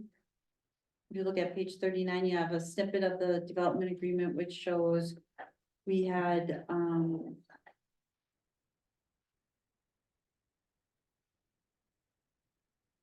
basically given them use, I shouldn't say given them, but we allocated the use of 50 of those stalls. I think the word you're looking for is we credited them with the 50 stalls for their, Yeah, that's not the way it was ever written, though. It was allocated for use by the developers, what was approved in the development agreement. as I remember, Denise, what we had said is that they get credit for those for the parking requirements. I only was emphatic about that, as Chris very well knows, when it came to chat. That was credited. I don't think I've had too many conversations about what we did with the Door Hotel and the parking. But I always used credited when we talked about the 20 spaces for chat. Yeah, what it was actually was allocated, so the plan, exactly from the development agreement, which went round and round with attorneys. The Plan Commission previously approved of the addition of 30 parking spaces on the previously mentioned property. And also stated that 20 of the spaces in the Sister Bay Marketplace parking lot shall be allocated for use by the developer for a total of 50 parking spaces.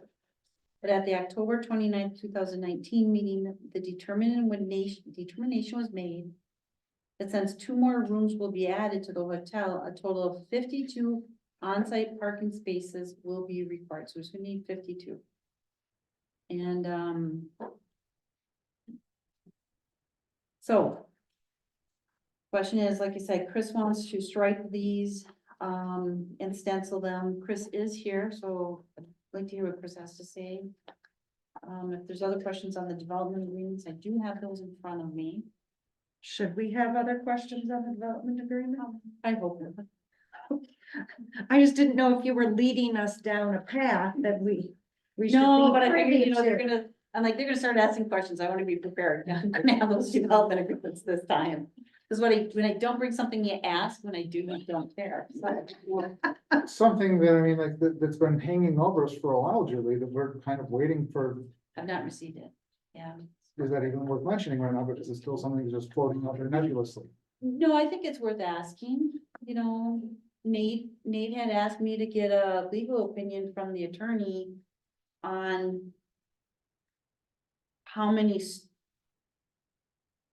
I'd have to go back and look at the exact wording, but how many stalls we agreed to let Chris, the Door Hotel, use. And, But why, I mean, like, the reason for asking that is because what agency is the Department of Administration had, you know, the DNR, because it was in Knowles Nelson's grant, had concerns about those spots being allocated because that property was part of the Knowles Nelson's grant. So that's where the question came in to see how we can navigate that. So there's another layer on top of this that isn't even addressed here. That we don't know for sure is gonna happen. We've heard that there's an issue with it, but we don't have anything confirmed. right. I mean, Chris has heard that too, and you talked to the folks down in Madison as well. Right. Trying to alleviate the issue that I think talking about, trying to help. Yeah, So Chris, you want to maybe talk about what you plan on striping and stenciling? Exactly as it is, so exactly Exactly. the way you have it shown in the photo. Don't you just redoing what's there. How many spots are for village parking? Chris, how many are stenciled as open to the public? They're not. I mean, not stenciled. So the ones that are not stenciled, on the ones that are not stenciled are open to the public? Correct. Okay. So that is 1, 2, 3, 4, 5, 6, 7, 8, 9, 10. 11, 12, 13, 14, 15, 16, 17, 18, 19. 20. 20. Okay. And then my other question is, 21. nuance, is there any type of signage or direction that is public parking, No. village parking? I mean, oh, nothing. So No, and that's one of it's the a issues, secret. and that's one of the concerns that the DNR had, Yeah, was it's not marked for public use. yeah. I think we need to have something on the street or something that says village parking available.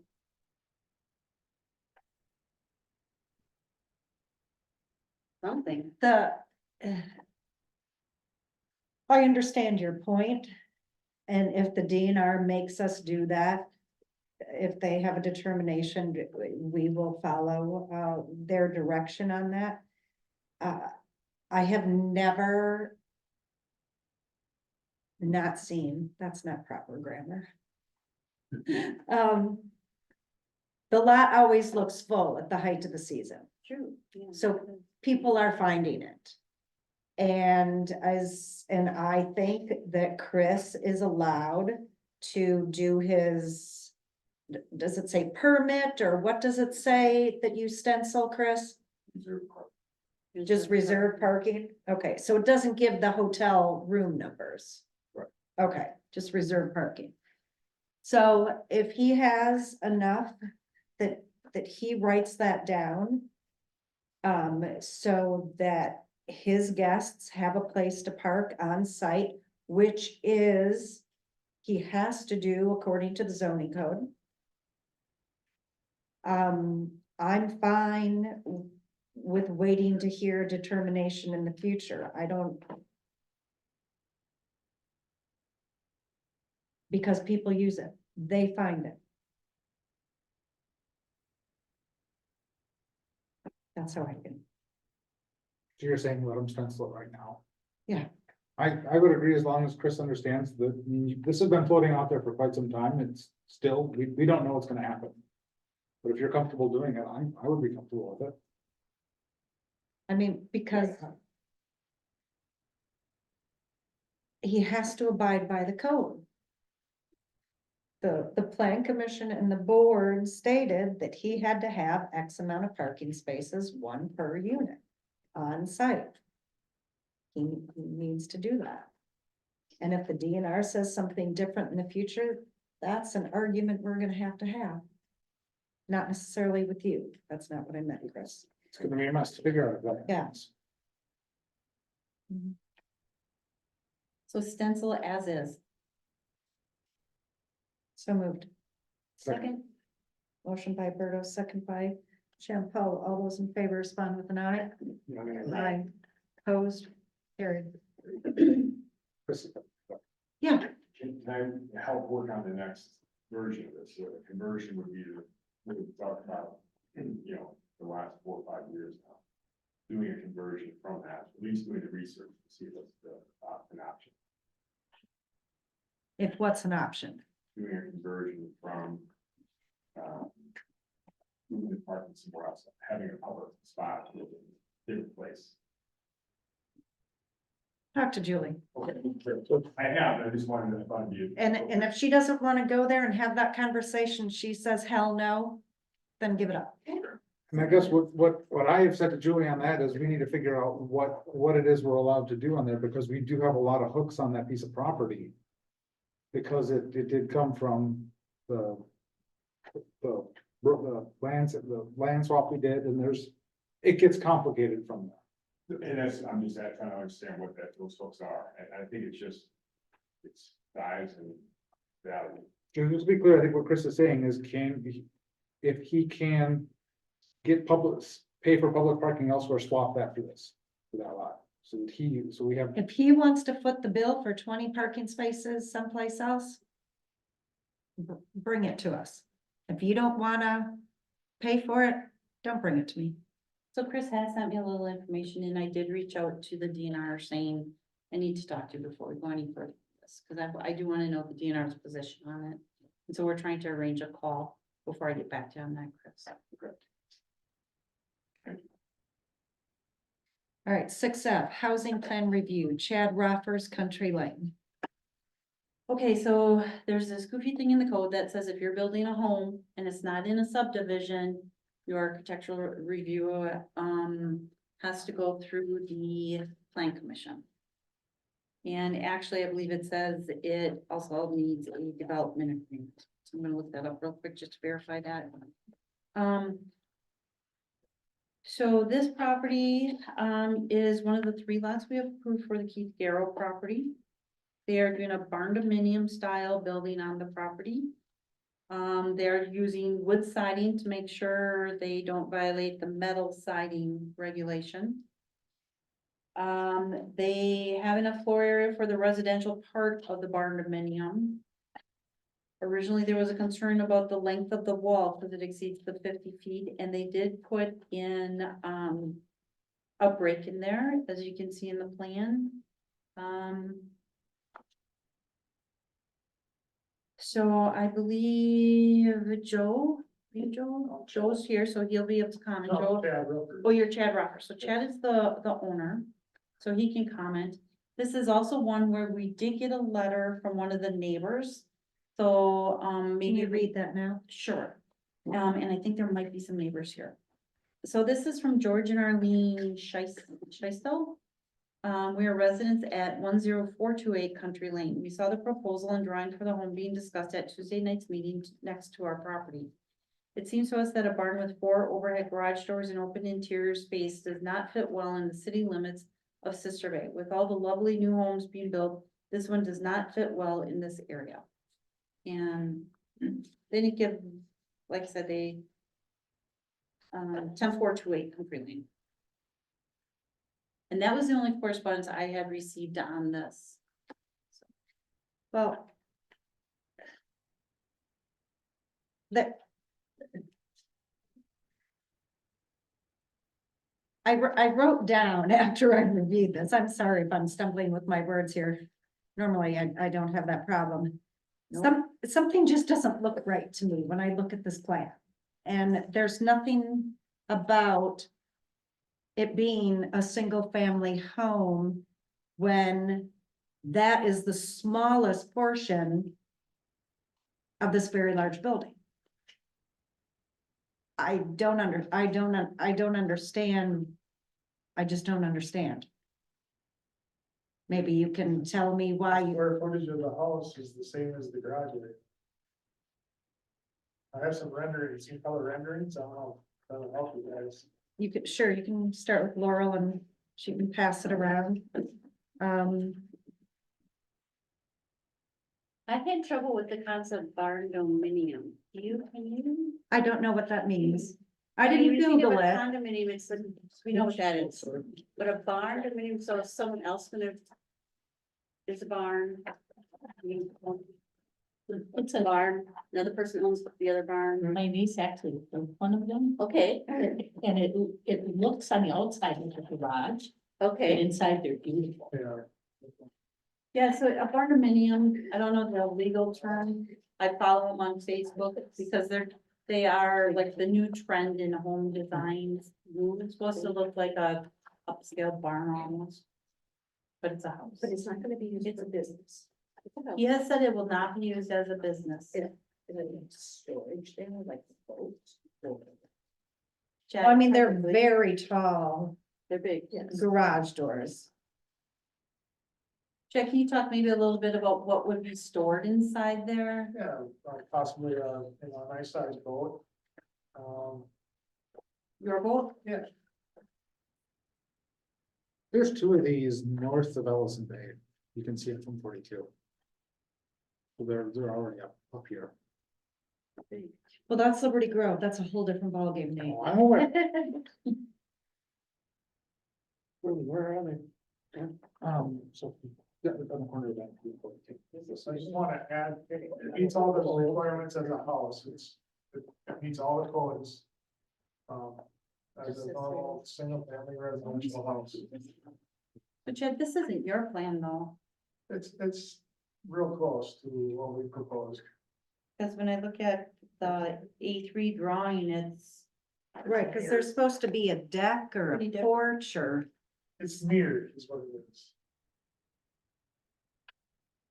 it says hangout deck above garage area, and I haven't seen that on any of the drawings, and that's on page A4, page 47. And it's kind of a concept drawing, but it's real close to what's going there. I wanted to show you the quality of the materials we're using.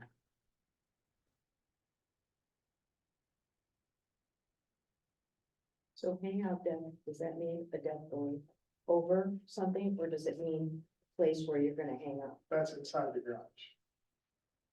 Oh, that's inside the garage. Inside the Okay. building. Okay, Inside the building. It's kind of like an open bonus room, would you say that? When you Right. get to the top of the stairs, you can turn to the right, and you're just in an open area where pool tables, whatever. Do I understand that correctly? Correct.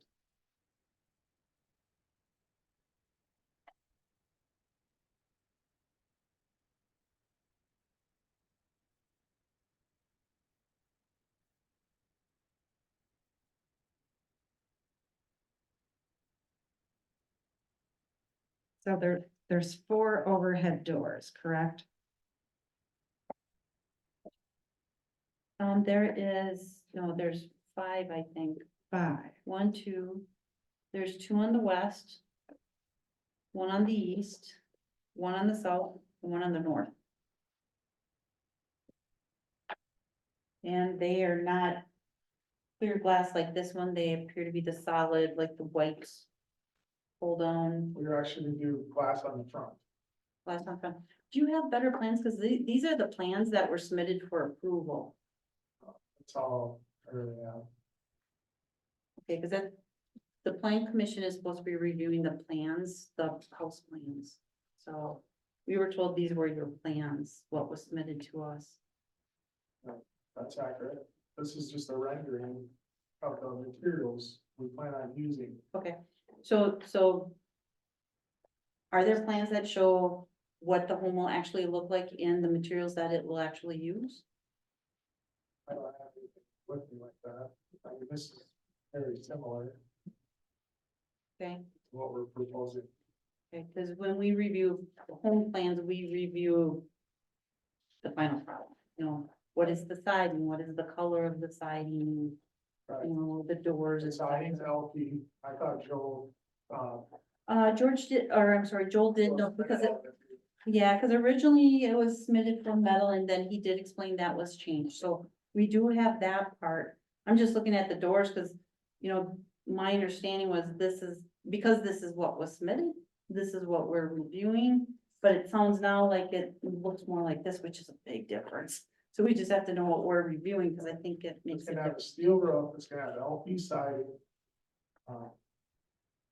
Does it make a difference what the garage doors look like? I think- Yes, it does. Yeah, it really does, because we're gonna have to do a development agreement, and the development agreement refers to specific plans. Specific siding colors and stuff like that, it gets really specific, Chad, so it does have to be very detailed. I think the glass garage doors would help a lot. I think it would look a lot, Oh, yeah, it's a beautiful building, the rendering is beautiful. yeah. This rendering, The renderings, well, this rendering. not, I think we should postpone it until next month, until we get, very specific details so that we can fill out, a development agreement, with Okay. those specifics. Can we just add in there that I'll put the glass doors on the front? No, because with to be fair to everybody else who's ever had a development agreement in the village, they get very specific, because it's a legal binding document. You know, and it, like I said, it'll ask like smart siding, tone A3 700 Desert Storm or something like that. It gets pretty detailed on it. I just don't wanna go through this process again. I mean, can we just get approval of what's on what we submitted then, what Joe submitted? No, that's what we're saying, can't, that we have to have specifics, and if that's not the final product, if it's gonna look something more like this, then we need drawings similar to this with proper colors on that drawing. With, and if you're not gonna have white garage doors as it's shown on that plan, you're gonna have glass, then the plan has to be exactly what you're going to put in. It all becomes part of the legal record.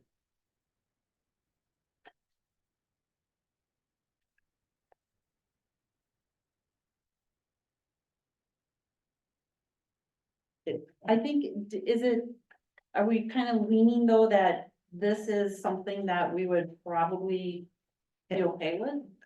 That, This. but I still, you know, I'm not going to live there. But I question 2 bedrooms the size of a postage stamp that are 10 by 11 and both have one wall of closets. And I don't know if those are normally 18 inches deep, 20 inches deep, or whatever, shrinking that horrendous, really small bedrooms. And what is code? Out there. You're talking the overall floor area, right, Denise? No, I'm talking about what's the building standard for, is it, how many cubic? I don't know that offhand. I think it Just also depends really on your small window space. bedrooms. Jed, is this being built to be a rental property? No.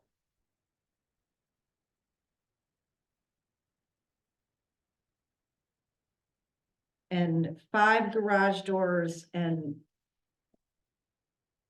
all 5 garage doors will house your vehicles. Vehicles, toys. You can see one of those being used so you can pass it through potentially, depending on how the property's laid out. Right. Right.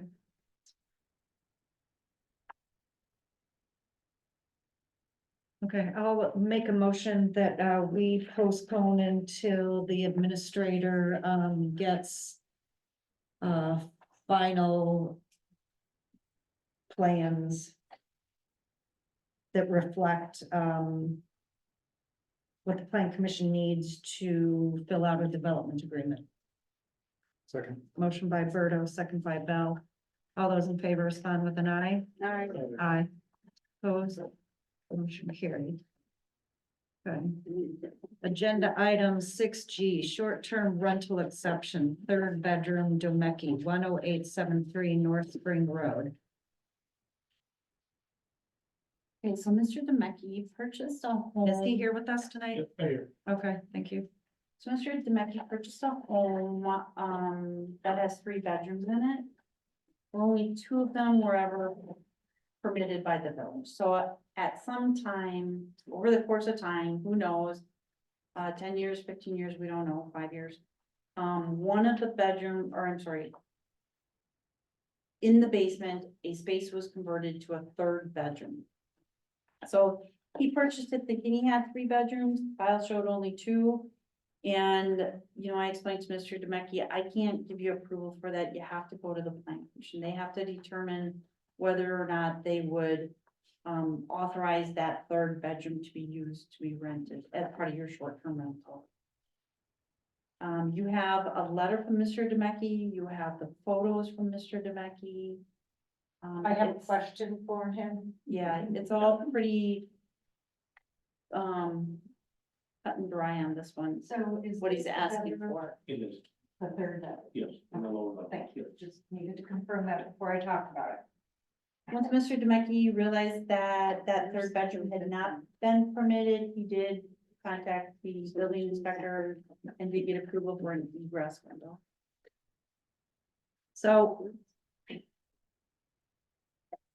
at first blush for me, I was, not necessarily, in favor of this until I got to page 55, which was the property listing, for when it's sold, and a picture of the home.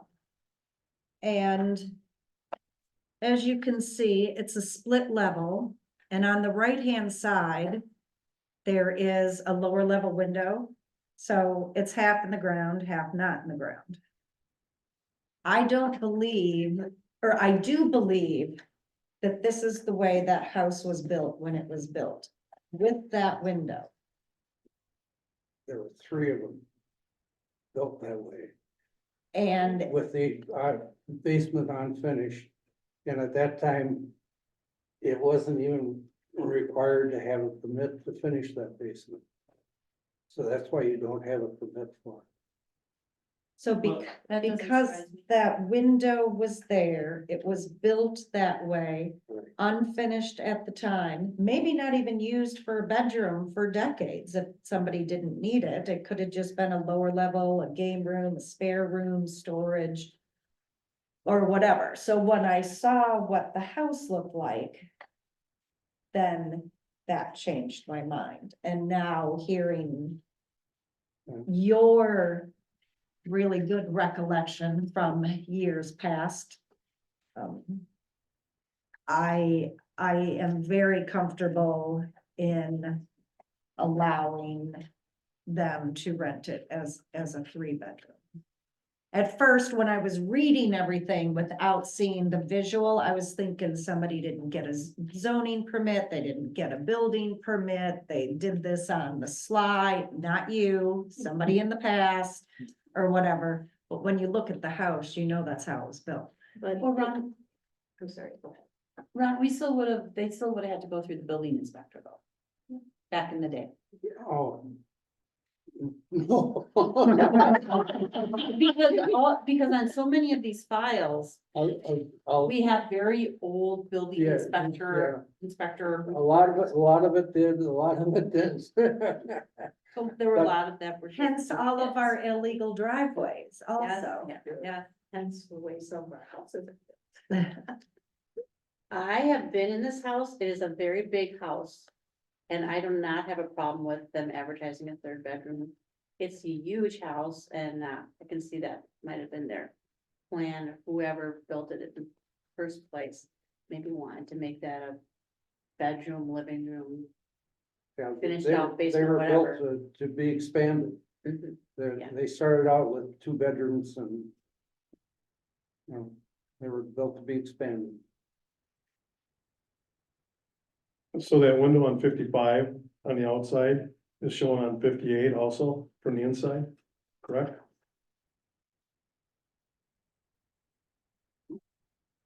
There's, in that lower level, there's, when you're looking at that one picture, that you asked on the phone, directly behind that out the backyard is a matching window on the same side. Okay.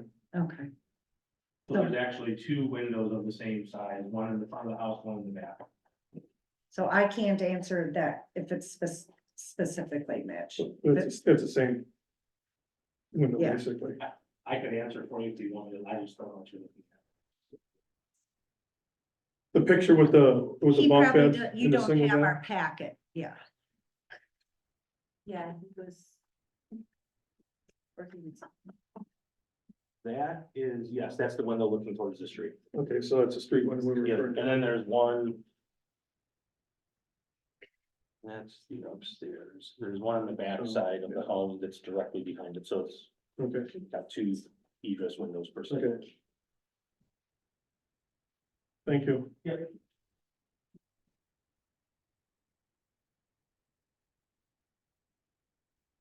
Any other discussion? I make a motion, we approve that 3rd bedroom on the surface and rental. Motion by Shampoo, second by Bell. Does our assessor show it Yeah, as so a 3-bedroom? I think, Julie, I had attached that in the, They have a copy of all that. yeah. Yeah, and you know, I'm dealing, I have another property, where it's a different situation, but they have, the file shows 2 bedrooms, they have 4. And, you know, so they contacted, I'm like, you know, I'm willing to look at whatever you can find, and they had the assessor, they went to the assessor, and the assessor's record also showed it as a 2-bedroom. That's a problem. So then they had the assessor revise it to reflect 4-bedroom. The problem is I don't rely on the assessor's records because the assessor isn't checking to make sure they got a permit. That's not his job. Right. He's checking the value, so he doesn't, you know, if he sees 3 bedrooms, he's gonna assess it as 3 bedrooms. He's not gonna check, is that a legal bedroom? He doesn't care about that. That's not what he's looking for. So I don't rely on the assessment records. No, but I was asking you as follow-up. Oh, to make sure To the make sure the assessor, assessor knows if we're allowing it to be rented, that the assessor knows that there are 3 Okay. bedroom. I mean, every so many years. They're supposed to show up and do a tour of all of our homes. well, just to be clear, what I'm gonna do with Bernie is follow up and say, okay, Bernie, now you need to get a zoning permit to authorize the expansion by creating that 3rd bedroom. And that. sets That it would off- go in the record file. And that, so the record will be clear, he has 3 legal bedrooms, and that also triggers the assessor, hey, this guy, or I'm sorry, this party has a 3rd bedroom, they need to be assessed. for Okay. that. And is that, I just so I'm clear, so on the 2024 property records for the village of Sister Bay, it states 3 bedrooms. Okay, so then they already got you at that. So- Okay. But what I was asking then, clarifying is if we go to sell, because not that we're going to, we love the area. Somebody behind us then will not fall into the same situation, right? I mean, part of this, Because you're gonna get a permit from me, okay, so I'll work with you. and we're gonna make it a legal bedroom. Okay, perfect. All right. Reach out tomorrow. All those in favor respond with an eye. Aye. Opposed, motion carried.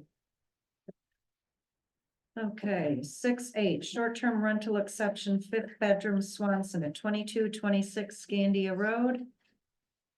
Okay, so this is a little different situation, so Mr. and Mrs. Swanson built a beautiful home, like, just a couple years ago. And I have the plans here, they were from Vans, they showed 4 bedrooms and a bonus room. And he, I believe it was, it right away was converted or built as a 5th bedroom, he thought he was getting a 5th bedroom. He's been marketing it as a 5th bedroom, and I'm like, I'm sorry, Mark, but the plans show it as a bonus room. And we did have a conversation where I had explained to him that we take that pretty seriously and, you know, talking about the last one we had, we're like, no, it's a bonus room, it stays a bonus room, so. But I did tell Mark, you know, I can't authorize it, the plans showed 4 plus a bonus room, the only one who can authorize a 5th bedroom is the planning commission. Mark is here, Mark, your wife's not here, just Mark, so. Yep. He's here to present, more than what you have in the packet. The staff report on that starts at 61. Mark did submit a letter. It starts on page 62, so there is quite a bit of information about his property in the file. We've seen you before. We made you take out that other driveway and plant trees. Yes, yeah, where the sewer hookup went in, they left a bunch of gravel and people were using it for parking, and so yes, we quickly put some trees in there to cover it up, block it off, and put some landscaping in. So it hasn't been a problem since. I will say the intent of the house always was a 5-bedroom, like if I listed this for sale right now, it's a 5-bedroom, it has closet, it has window, it has door. I don't know why plans in the plan had it as, put the words bonus room on it. It was always meant to be a 5th bedroom. I don't know if that's a standard thing that builders do sometimes. Is it within the, Yeah. Yeah, I think they always do, because we had that same problem with Vader's by Sister Bluff. So, Well, this isn't above the garage though. No, sorry, I thought you No. meant, I didn't know what you mean by. It's about the kitchen. Oh, This is- I oh. I can pass this around. if anybody So it's wants. not within the eaves of the roof? I guess I don't know, It is, so there's a kitchen, so the living area. I need to look at kitchen, the exterior plan. Yeah, okay, so it's a 10 by 13 space. And it is this area in here, it's in this dormer. so they bought it down there and everything. Honestly, if I would have known it was a big deal in the future, I would have like said, put the word bedroom on there, I wasn't focused on the words, I was focused on the. And I did material talk to side. the inspector, when he inspected it as 4 bedrooms. This Can I is bring the stamp, something up? so these are the plans you approved. Our STR rules say 4 bedrooms. Right. 4, the only way to get a fifth is from the planning commission. Okay, we went through this same exact thing in January for the Wilsons on Fieldcrest. They built a 5-bedroom home. They didn't want to market it, they didn't want to rent. And how can I put it? They were gonna stay within their 12 people limit, but they wanted to give people enough room to sprawl The flexibility. with that 5th bedroom. So they wanted to advertise it as a 5th bedroom, and we denied it. And this is really the same exact thing, regardless of whether his plans say bonus room or 5th bedroom.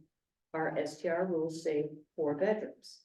Now, I know he was comparing this to the old church on Maple, which is a totally different animal, with 8 bedrooms, and was approved years ago as a short-term rental. So my thought is he, if he wants to use the bonus room as extra space, he can do that, but according to our STR rules, you can't advertise as anything over a 4-bedroom. I guess one thing I see different is location. Well, there's gonna be a lot of those location exceptions. Well, but. Well, then how do you tell the Wilsons where all the homes are STRs that they can't have it because of where they're located? Because they are all STRs, that is the difference. That's where. That's, That, as far as I know, you only have 2 SCR, just to be cautious and make sure the record's clear. They're not all SCRs on Fieldcrest Road. on that side of the road they are. Not all of them. No, I mean from the new ones that were built, all 5 that. The 5th one Garrett. is going up now, they're all built by the same builder. And they're all STRs. Yeah, I don't have applications on all of them as SCRs, so. They're not all finished yet. 2 are finished. And they're real creative with their 5th and 6th bedroom. They have an office with a couple extra beds, and they can easily put 15 people in there, so. But I'm just comparing it to the Wilson's house because it's very similar. What do you want to say, Nate? I mean, I guess I just look at it as terms of when you start stacking STRs on top of each other. That's when it really becomes problematic. I can speak from somebody that's been by that house countless times in the season. And you have to presume that the next person is going to be a bad actor. I can tell you that they're not bad actors. I've had a conversation with Mark this winter, and a couple things that he brought up that I found very interesting. One, he actually monitors the parking. Like, he's got cameras to see where people are parking on there, and I've always, That's because we had an issue with that a few years back and talked to them. yeah, but I mean, like, for somebody to be that engaged, actually, I mean, like, you'll call people when they are not parked properly. I don't know how we can mandate that level of engagement from STR owner, but that is a heck of a lot different than some of the folks that are Absolutely. causing problems elsewhere. Yeah. I think I mean, like, I started thinking about, well, after broadband is ubiquitous in this village, that's probably something we should ask people or tell people they need to do. But I still look at it as terms of density of use. And if there's STR after STR after STR, then it's a simple no. If it's not STR after STR, then it's what's the impact on the surrounding neighbors? Well, I don't know that it's not 20 STRs on Scandia. We don't have. We need Heidi's map. Yeah, we need that I map. think there's think there's 3. Scandia. And that can change at any given time. In 1 year, it could change. Mark,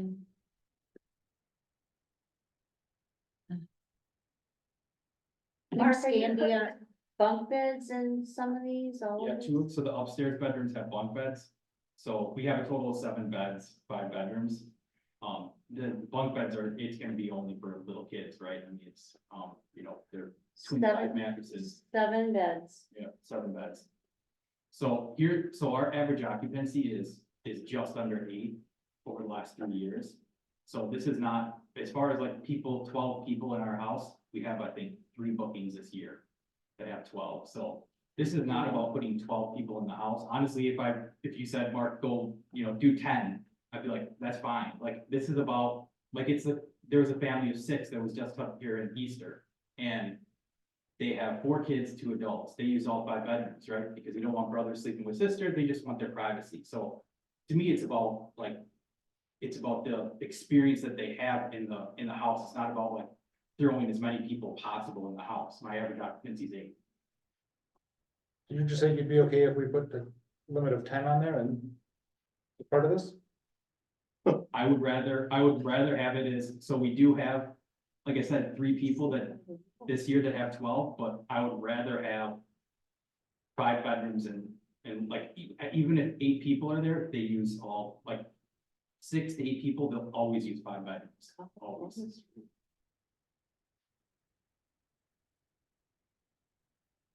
Well, whether you advertise it as a 4 or 5 bedroom, and you don't take that bed out, somebody's always gonna be in that room sleeping.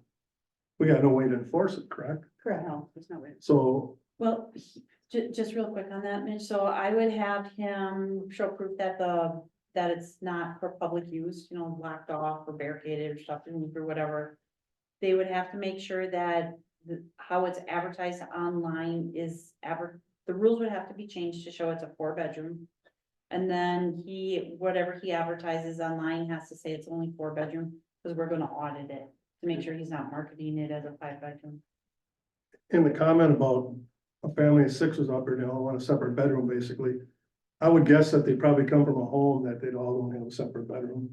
So when you go on vacation, whether you're staying at the Scandinavian or the Valley View or any STRs, and you're with a group of people or just a big family, you're probably gonna have to bunk up together with somebody maybe that you normally don't. I don't see that as the privacy thing as an issue. To me, bathrooms would be more of a privacy thing than sleeping. Yeah, I mean, I completely get it. Yeah, I mean, there's bunking up where I guess where I have a little bit of a concern is if I go down to 4, if I don't get approved, I go to 4 bedrooms.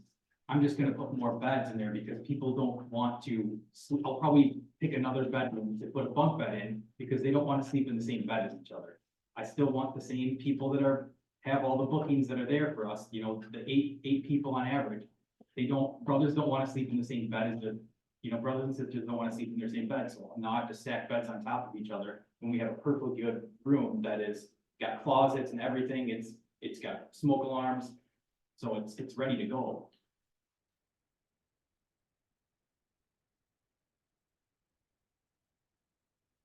Can I do something really abnormal? I'd like to call a 5-minute recess and I'd like to confer privately with the administrator. Sure. Is that all right? Okay.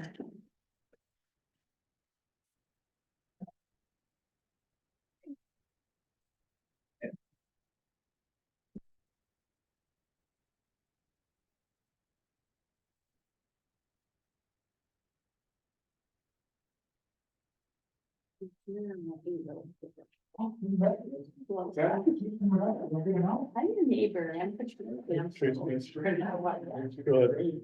I never see you though. She lives down at the other end. I have a little dachshund that never. Oh, I know. Yeah, sorry. I had one years ago. And I know all about them. They like to bite your ankles and they like to bark. Yes. They're a great dog. They're great. Really good dog. Okay, cool. So if you ever see her, she shouldn't be. What color? She's the dark brown Okay, with the. Probably doesn't sound that far. not a long hair or anything. No, she's just short. Short. She's in it and she's.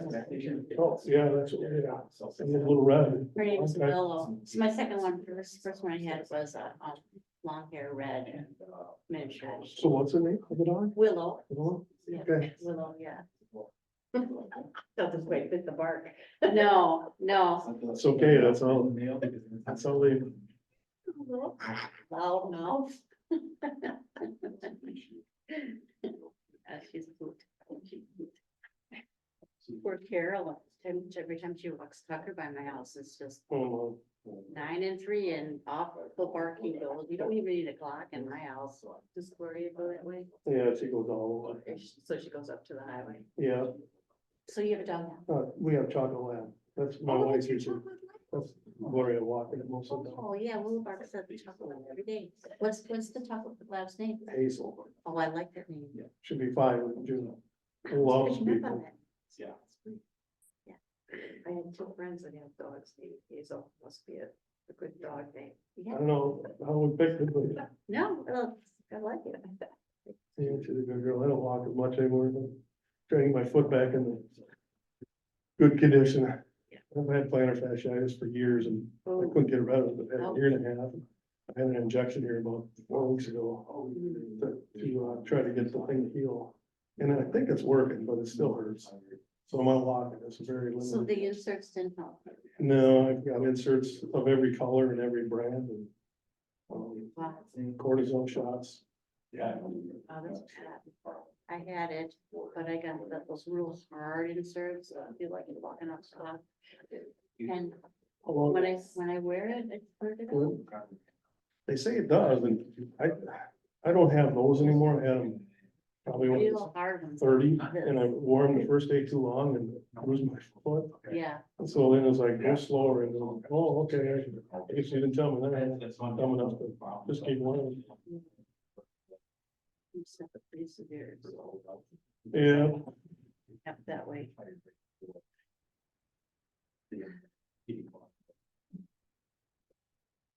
Yeah, we have a lot of STRs on there. it's gotten better, but it's got a ways to go. People across the street from you, that's an STR, right? The gray, big gray. And they're local people, they're the worst. Don't know, 2 years ago. They had no idea, they didn't want to follow it, they didn't care. And they came over and said, hey, I'm a great neighbor, but treat this place like you live there. Yeah. Because you would do that if you live there. Right. You live in the. It's not even if it looks like here, I care. We're having it. You're with him. On our streets for sale, that's not sold yet. No, I know, Peach barn, okay. they got some lights on, you must have looked at it last week. Left them on. Yeah. How many people? So, I'm fine with 40. I don't know that gentleman. This is Mr. Mitch Ornazar. Okay. Ornazar, he's my neighbor, Ron Kane.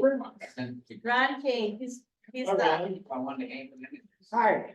he's a book of knowledge, that guy. Yeah, Mitchell is our, been up here since 2012. Oh, really? Built a house. My grandparents lived in, on Ann, Fish Creek, right down from the Greenwood.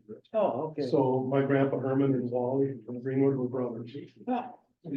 So there's Roger, the mailman, Fish Creek. Oh, sure. He's been a cousin. Ran after Wally. The last name sounds familiar to me. Yeah.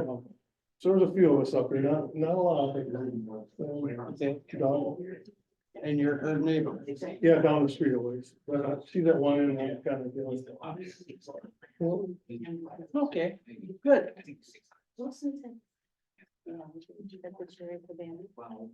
No, it's the cherry.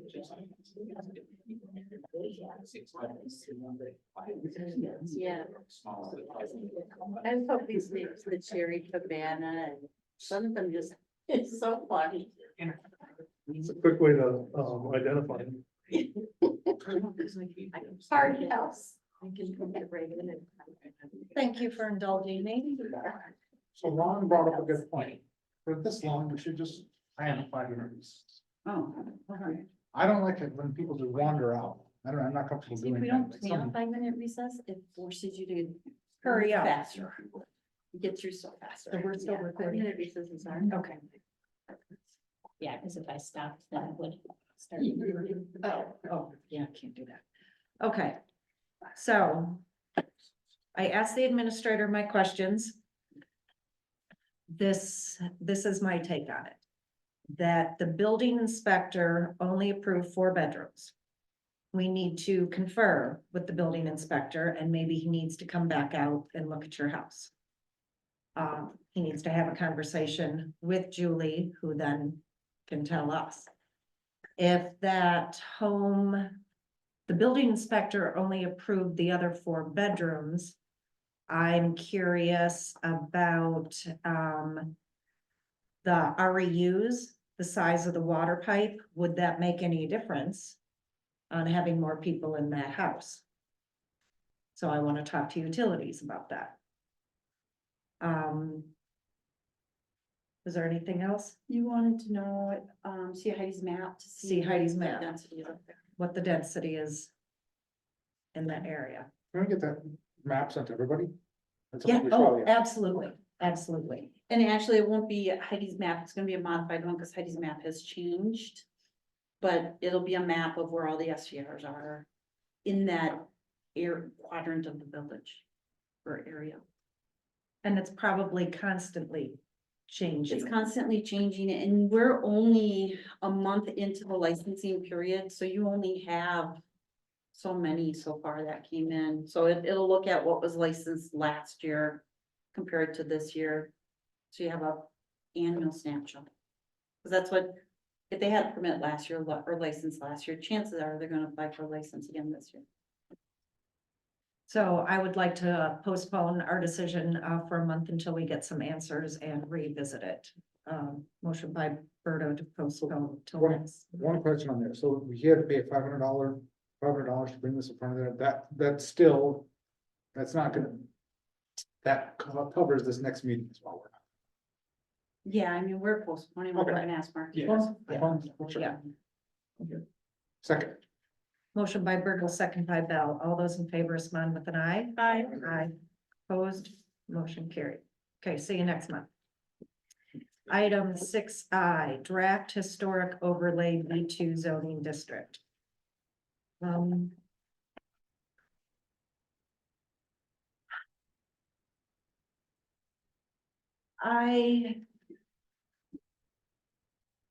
I need a lot more time to think about this, but I understand that this is your first run at it and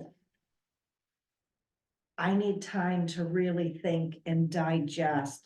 There were some things that I didn't understand, pertaining to page 67 on what it talks about the uses in the regular B2 district, and then some overlay uses include, and then we had A through L. Some of those things are duplicates of what's already permitted, so I thought the overlay uses would be in addition to the B2. So the way I have it sitting is you can do all these uses in B2.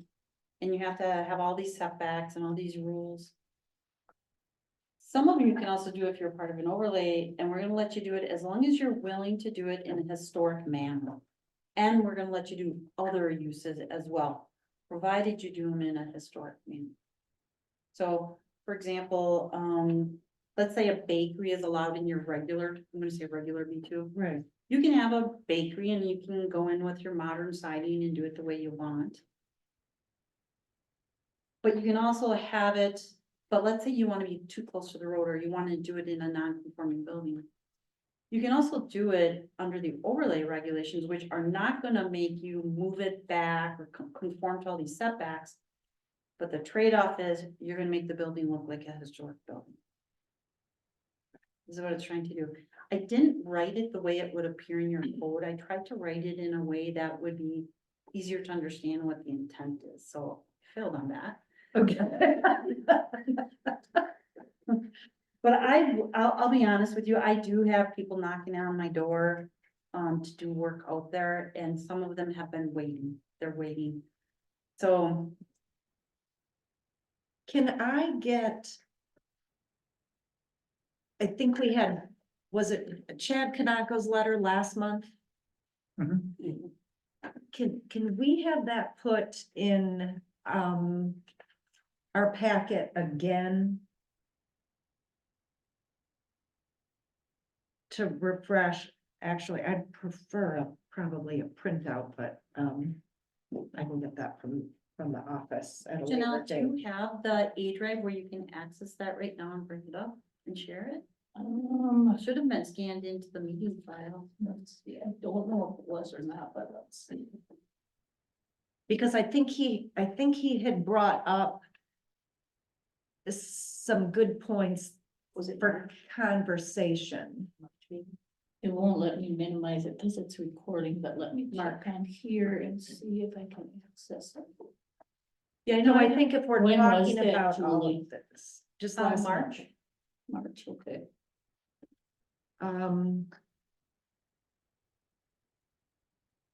What are the boundaries that we're looking at here? So the boundaries go, if you're on Highway 57 and you turn onto Bluff side, Mhm. so it's both sides of Bluff side. Okay. And it runs down to Mill Road, Here, Denise, you want to but read it? just on No, I want a copy of it. Oh, the non-yacht club side of Mill Road. Okay. okay. To, Up to suppose I could the house email it before the though. Goki For now. thing. yes, Yep. Oh, Yep. okay. and then it goes to the back of the businesses on Bay Shore Drive. Businesses on Bay Shore Drive are not on there. It's here, but I can't share it. And then it excludes Husby's and it excludes on deck. So in other words, it's that whole big triangle minus everything on Bay Shore Drive. Does it include? Yes. Okay, Next to the big white condo thing. I think it does include Kim's house. So does it go up behind that condo? Across from the beach? Yeah, Yeah. the Yes. condo Across from the beach, so it goes Yeah. behind that condo and those little cottages Yes. back there. yes. Yeah, that's all B2 right now. You know, that can change when we do our zoning, our preferred land use map and our zoning map, but right now that whole triangle is all B2. I know Chad in his letter said he didn't think it would look good to have historical buildings next to modern buildings. He referred to maybe putting up a 3-story apartment complex down there. That's what we need to stay away from, is any more 3-story. That's the only part of But I Sister think Bay that we that- have left. I think he was talking That's- about those yeah. homes being like 50s cottages and stuff. Yes, but they might not always be cottages. They might not always be, Yeah, property is pretty valuable in Sister Bay, so eventually somebody may want, not saying they will, but eventually they may want to rebuild them. Yeah.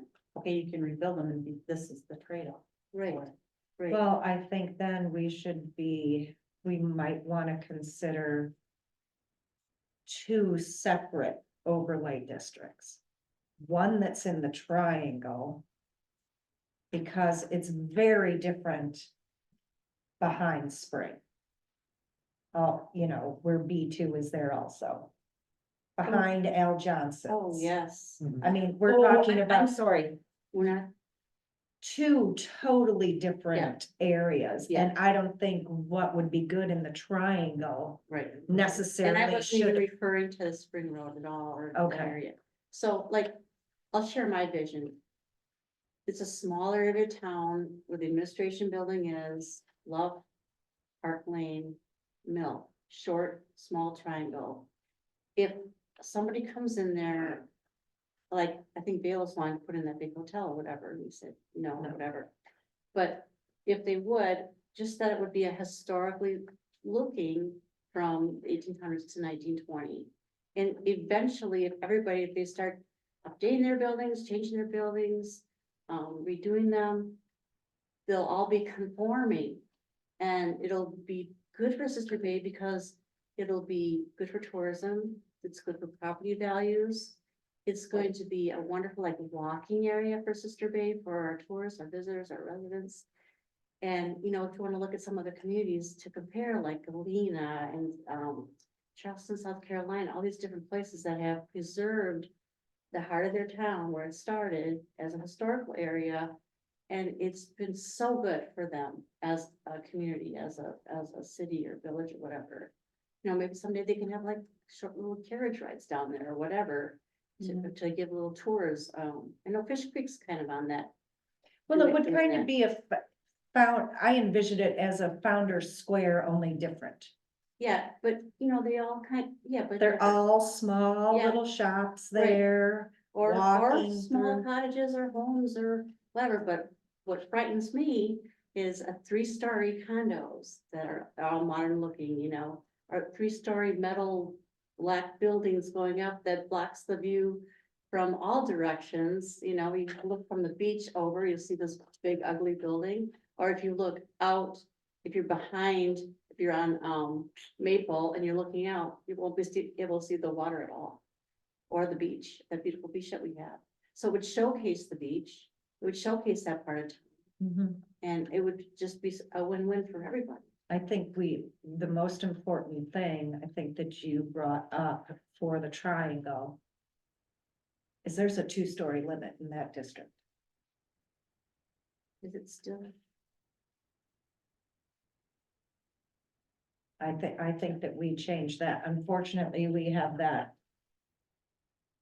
3-story. It's 35 feet. Yeah, well, then we change it. Except for unless it's a house.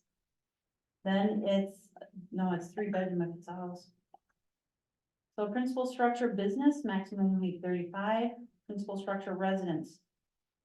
1 bedroom is 9, I'm sorry. Yeah, I'm sorry, I had that wrong, sorry. But I think that in that area, we only allow 2-story. I agree. And Yeah. what this does is you'll see the different heights depending where you are. And that was based on taking the topo map and saying, okay, if I'm on the road at this point and I do a 35 foot, you know, if you have 30. Basically, the heights were established where you are to make sure that somebody behind you can see over your building to the water. So, yes, the closer you get down to the park, the shorter lower those buildings are gonna be.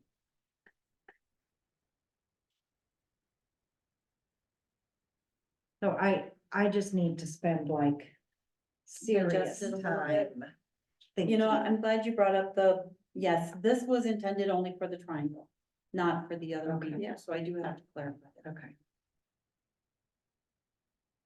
That's not the intent. So I'm not quite sure how this works. So you said there's 2 options. If they want to remodel, they have to meet the current remodeling requirements, or if they go with the overlay part of it, they follow those setbacks and that kind of thing. So it allows for smaller lots, smaller pieces of smaller buildings or whatever. But they can do either or. They can do either or, so, and I'll give you a really good example, if you go down.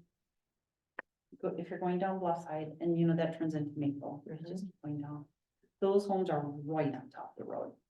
And if you look at the Roser House, okay, that's the oldest house in that area. That house is literally on top of the road. If he wanted to rebuild that house today, he couldn't do it.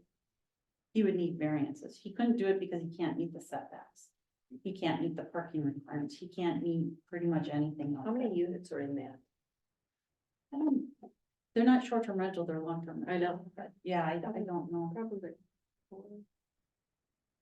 But you know, so under the overlay, it says, okay, if you want to rebuild that, we'll let you rebuild, depending on the use of the property. We'll let you rebuild that. You don't have to meet today's setbacks. You don't have to meet the blah, blah, blah. But the catch is, it's gotta retain its historic character or be rebuilt to be a historic kingdom. And when was that home built? 1880? Is that old? Yeah. About 1880. I think it's 1880. There used to be some big parties there It had a dance hall. in the Razor House. There was a dance hall? There was a dance hall. There was a, I think, post office dance Yeah, hall. the post office. There was a They couple had different Catholic places mass in there. there. That's right, there was church service in there. And one of the complaints I've had since I've been here, and I do have to agree with it, is, if you just look at the B2 uses. Most people aren't gonna do these, and so what you're seeing is you're seeing the area just decay away. So if you wanna save the area. Let's take pause and say, what do we want it to look like? In my mind, I think this is very appropriate based on the buildings that are there and the setbacks of the buildings that are there. But the trade-off is we're not gonna let you just do it. I mean, these uses are very limiting. I understand there's probably not gonna be a gas station or whatever's back in the information center, whatever. I was against that. I don't know if you wanted. Now, We have one at the clearing. that's an artist thing. People go to areas to see that. It is, And in yeah, a like historic, Lawrenceburg. in a historic area, why would you not? There's a guy down in Idlewild. That's exactly it, is because you have to, It is an art form. It's like they're all right It's a there. form of art is what it is. And people would walk through a historic district to see the old blacksmith shop and see a guy hammering or doing spears or whatever. Or in a school or whatever, yeah. I'd pay good money. And a couple of years ago, it was before Julie got here. That we were not gonna allow any more single-family homes in that area. And I think that's one of the beefs that Chad had, because he owns a parcel, I think, next to the house that he lives in, where the house burned down. I don't know if it was in the fire in 1912, I don't No, think so, it because that's was- pretty no, far it's away, it was years later. Yes. But now that he can't do anything, well, we need to have that conversation again, because if somebody builds a house. And if it can't be a 3-story mansion. And then it can only be 2, and if it looks like it's been there forever, then is that okay? I think that's a way to address a concern for that area. Why are you smiling? because we should put a maximum house size on that, because old houses back built in the 1880s weren't these big mansions. We can keep these quaint. I think this is a great idea, but it's, I mean, like, we talk about these big buildings. Actually, We've mandated that they do. I think this is a great way to incentivize people to rebuild the village in the way that we want it to be built. actually in that area, we had some very large homes back there. Well, I think that we should keep them small and historic, because Well, the lot's gonna dictate that, right? Because, so let's say, so under this, it says. Currently, if you have 2 lots and they're held in common ownership, we consider it one. This is gonna say we're gonna recognize them as separate lots. You can do one of the allowed uses on each of those lots. Now, in the overlay, if you're putting in. A building on a vacant lot, you have to comply with today's standards. So now you're looking at a lot from a long time ago, so it's pretty small. But you have to comply with today's setbacks, so that home is gonna get it's gonna be restricted, Nate, it's not gonna be able to be. Really big, the setbacks alone are gonna restrict it. What would be the minimum size on one if they decided to build a new home on a tiny lot? I mean, most of those little cottages down there are pretty small. The cottages, not the homes. I have long said that we should get rid of minimum building size. I think it's 750 square feet. The lot can be, right now, a grandfathered lot, or I'm sorry, a lot would have to be 45 feet wide. So once you try and build a home on a 45-foot wide lot and you pull your 25 feet of setback or whatever it is, you're not gonna have 45. So our minimum house size is 750 square feet. I believe, or is it? No, it's more than that. It's 950. I know there's 950. 900 Yeah, That's the minimum square footage. for 1 bedroom, Okay, which is a whole nother argument, discussion for another. yeah, but upside down, maximum house size. I don't think you'd want maximum house size because then you'd lose your historic character. No, I think Nate was talking about Not having two. in general, Yeah. not for this district right? I think I would say it for this district as well, just. Oh, But as Julie said, I'm not gonna step down that path any further, because that's another. another big conversation. Yes. Okay, so we can all chew on this and, we'll talk about it again next month. Good. Cause I'm just not even gonna, the There's a lot notes that I there. already took, I'm not even gonna go into Well, that I tonight. was confused with if they could, if they had to go with historic, or if they could do the other. So if they have a choice and it fits the criteria, then I understand that's okay too. And what we're finding is nobody wants to do this. So they complain about it, okay, I have an alternative for you. And it's really gonna help you, but this is what you're gonna do. You're gonna If make they it look wanted good. to remodel that Razor house, what on earth would they do? That's a non-conforming structure, so they'd be pretty limited. I'll be honest with you, they'd have to get a survey because I believe it's sitting in the road right of way. I think it's gonna be interesting when we rebuild the road, because I think that the house is in the right. And I know that lower level used to get a lot of water. I knew somebody that lived there. When it Yeah, went I flood. mean, well, I know of another property along there, the water came out of the escarpment.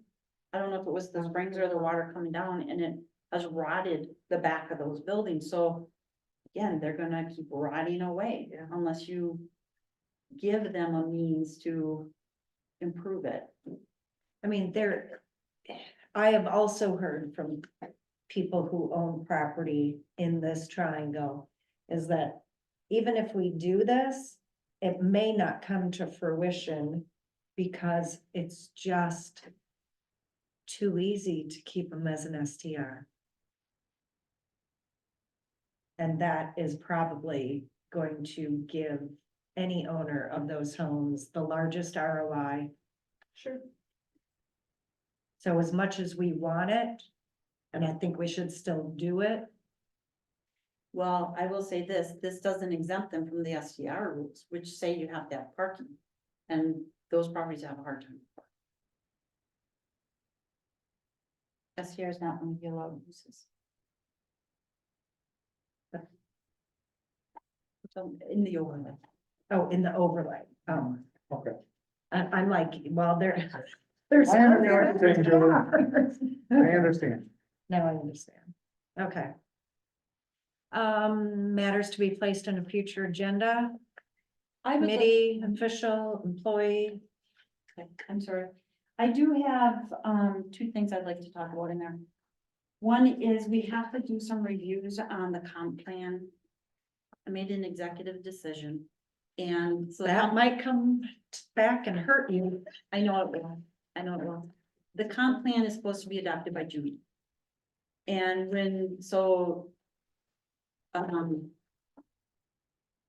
Bay Lake lost all their planners and they were down to staff 2. They now Oh. has hired somebody, so they're trying to keep up. They've been really trying. I've been pushing.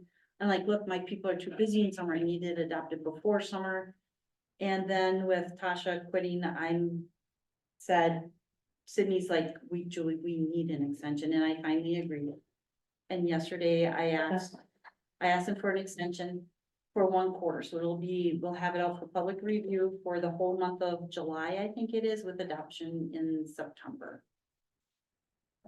It'll still be done this summer.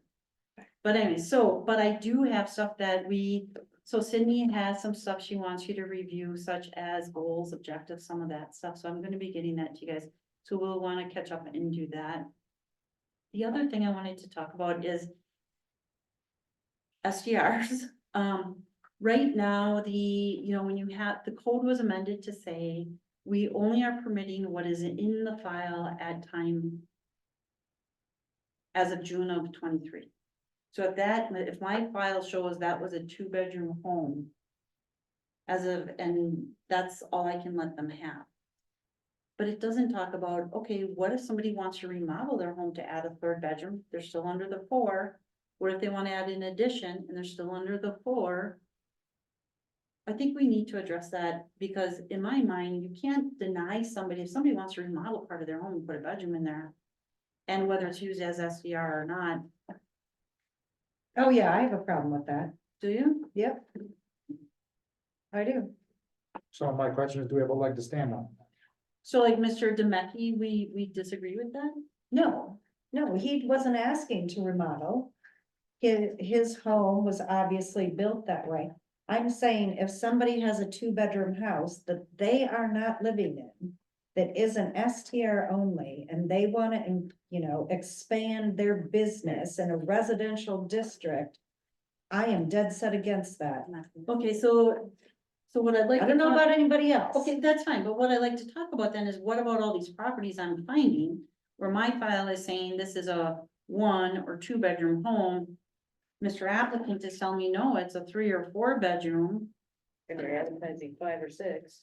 Well, even, let's just say they're advertising 3 or 4, And in some of these, I'm like, yeah, I bet that happened a long time ago, but my file is only showing it as 1 or 2 bedrooms. Then I think they come here, just like Mr. Domecki did. He supplied us with a plethora of information, I think, which made his case. Okay, so But we can have a broader let's have a broad conversation. conversation and make that a policy, if, whether it's a code amendment or a policy, so I have direction when I'm working with people How many times do you see this coming up? Is this all the time. So I had a 20, box 50? like, I had a box like this that I went through, brought home last Monday, got back to the notes this week. A third of them. A third of them. saying like, how many was that box full? 45, Okay. So So- 15, 20 maybe. In this Just trying to first month. quantify the issue. So in a month, so because we've had it open a month, I would say it's about a third of your applications are coming in with the incorrect bedrooms. And people don't like it, not that, I know we don't, that's not how influences our decisions, but, they're buying homes, they're thinking, what do you mean? And like Ron said, back in the day, sometimes some people didn't get permits for, 'em, you didn't even know they were coming in. It's buyer beware, I get that. The code change, we told people code change, people didn't check it out. I still have to go by what's in the file, but I think we need some direction on. And maybe what I should do is go through the files and say, this is how many we've had, this is the situation. File shows 2-bedroom, they had 4 or whatever. And maybe that'll help us have some direction on what we want to do. So if we could just have a general conversation about that. Okay. And that's what I. Also for the next agenda, I thought at one time we asked for permits and violations. You did, Ron, and I did that the first year and a half, and then I just got too bad. Or too far. It's easy to do the permits, we can just print you off a spreadsheet, but to make the list of violations. I gotta tell you, it's very, very time consuming and a lot of work, because what's happening is every time you do a violation letter or a violation email, I have to put in a violation folder. And what I'm doing is I'm quick throwing them in there, and then to do your list, I'm going through each file and redoing it, this is what it is, this is where it is. I can do it, but and I try, but the reality is I don't have the time. I don't have the time. I even tried Is doing it it, something that the new compliance officer would have time to compile and go through your file on a quarterly basis or monthly basis? yeah, because I can, right now I'm putting it in a folder on my desktop, I could just be putting in a folder that they can access. There's still a lot of them, I'll tell you that, it hasn't lightened up. Summer is worse than winter. I'm more, I like to see the permits, because when you're driving by and you see all kinds of construction and you say, what is it? Permits is much easier, because permits, especially now that we have this new permit software, because you can just pull you know, before Janelle is tracking it, but now with this new software, you can actually pull in not really an Excel sheet, but a file, and it's gonna show you every permit that was issued. So we can do permits. Yeah. I can give you violations to the end of the year, because that's when I stopped tracking them. But it still would take a lot of time to put it together, but if you guys don't care about the violations, then. We're still going to, I mean, if anybody has a question on anything they find, or the fines that are being assessed on some of these. Right now, I only have 2 that are, out for citation. Or legal, you know, we had one which was a SCR who refused to get a license. That one actually goes before the judge tomorrow. And then the other one is a guy who did some other work, but built a deck, told me he needed a permit and told him, look, I'm not gonna be able to give you the permit if you don't meet code, but you have to apply to get the process started. And he doesn't meet code, it's too close to the road. So I told him he either needed to remove part or get a variance, and he just keeps ignoring us. Is that one down the road from me? Mhm. Lovely neighbors I have. So he has paid at least 1 or 2 citations already. He's gonna get the 3rd. I mean, the other option is to refer it to Randy, but that's not very popular anymore, so I'll probably just give him a 3rd citation on it. He still has to comply. And they keep going up. And the crazy thing is the court costs are outrageous, right? Once you add the court costs on, it's almost as much as the fine. I think, Janelle, do you remember offhand, like $1,000 fine ends up being $17.50 or something? Yeah, It it's a adds lot, a substantial amount to it.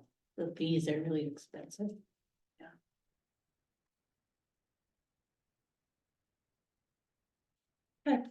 Make a motion to adjourn at 8:41. Second the motion?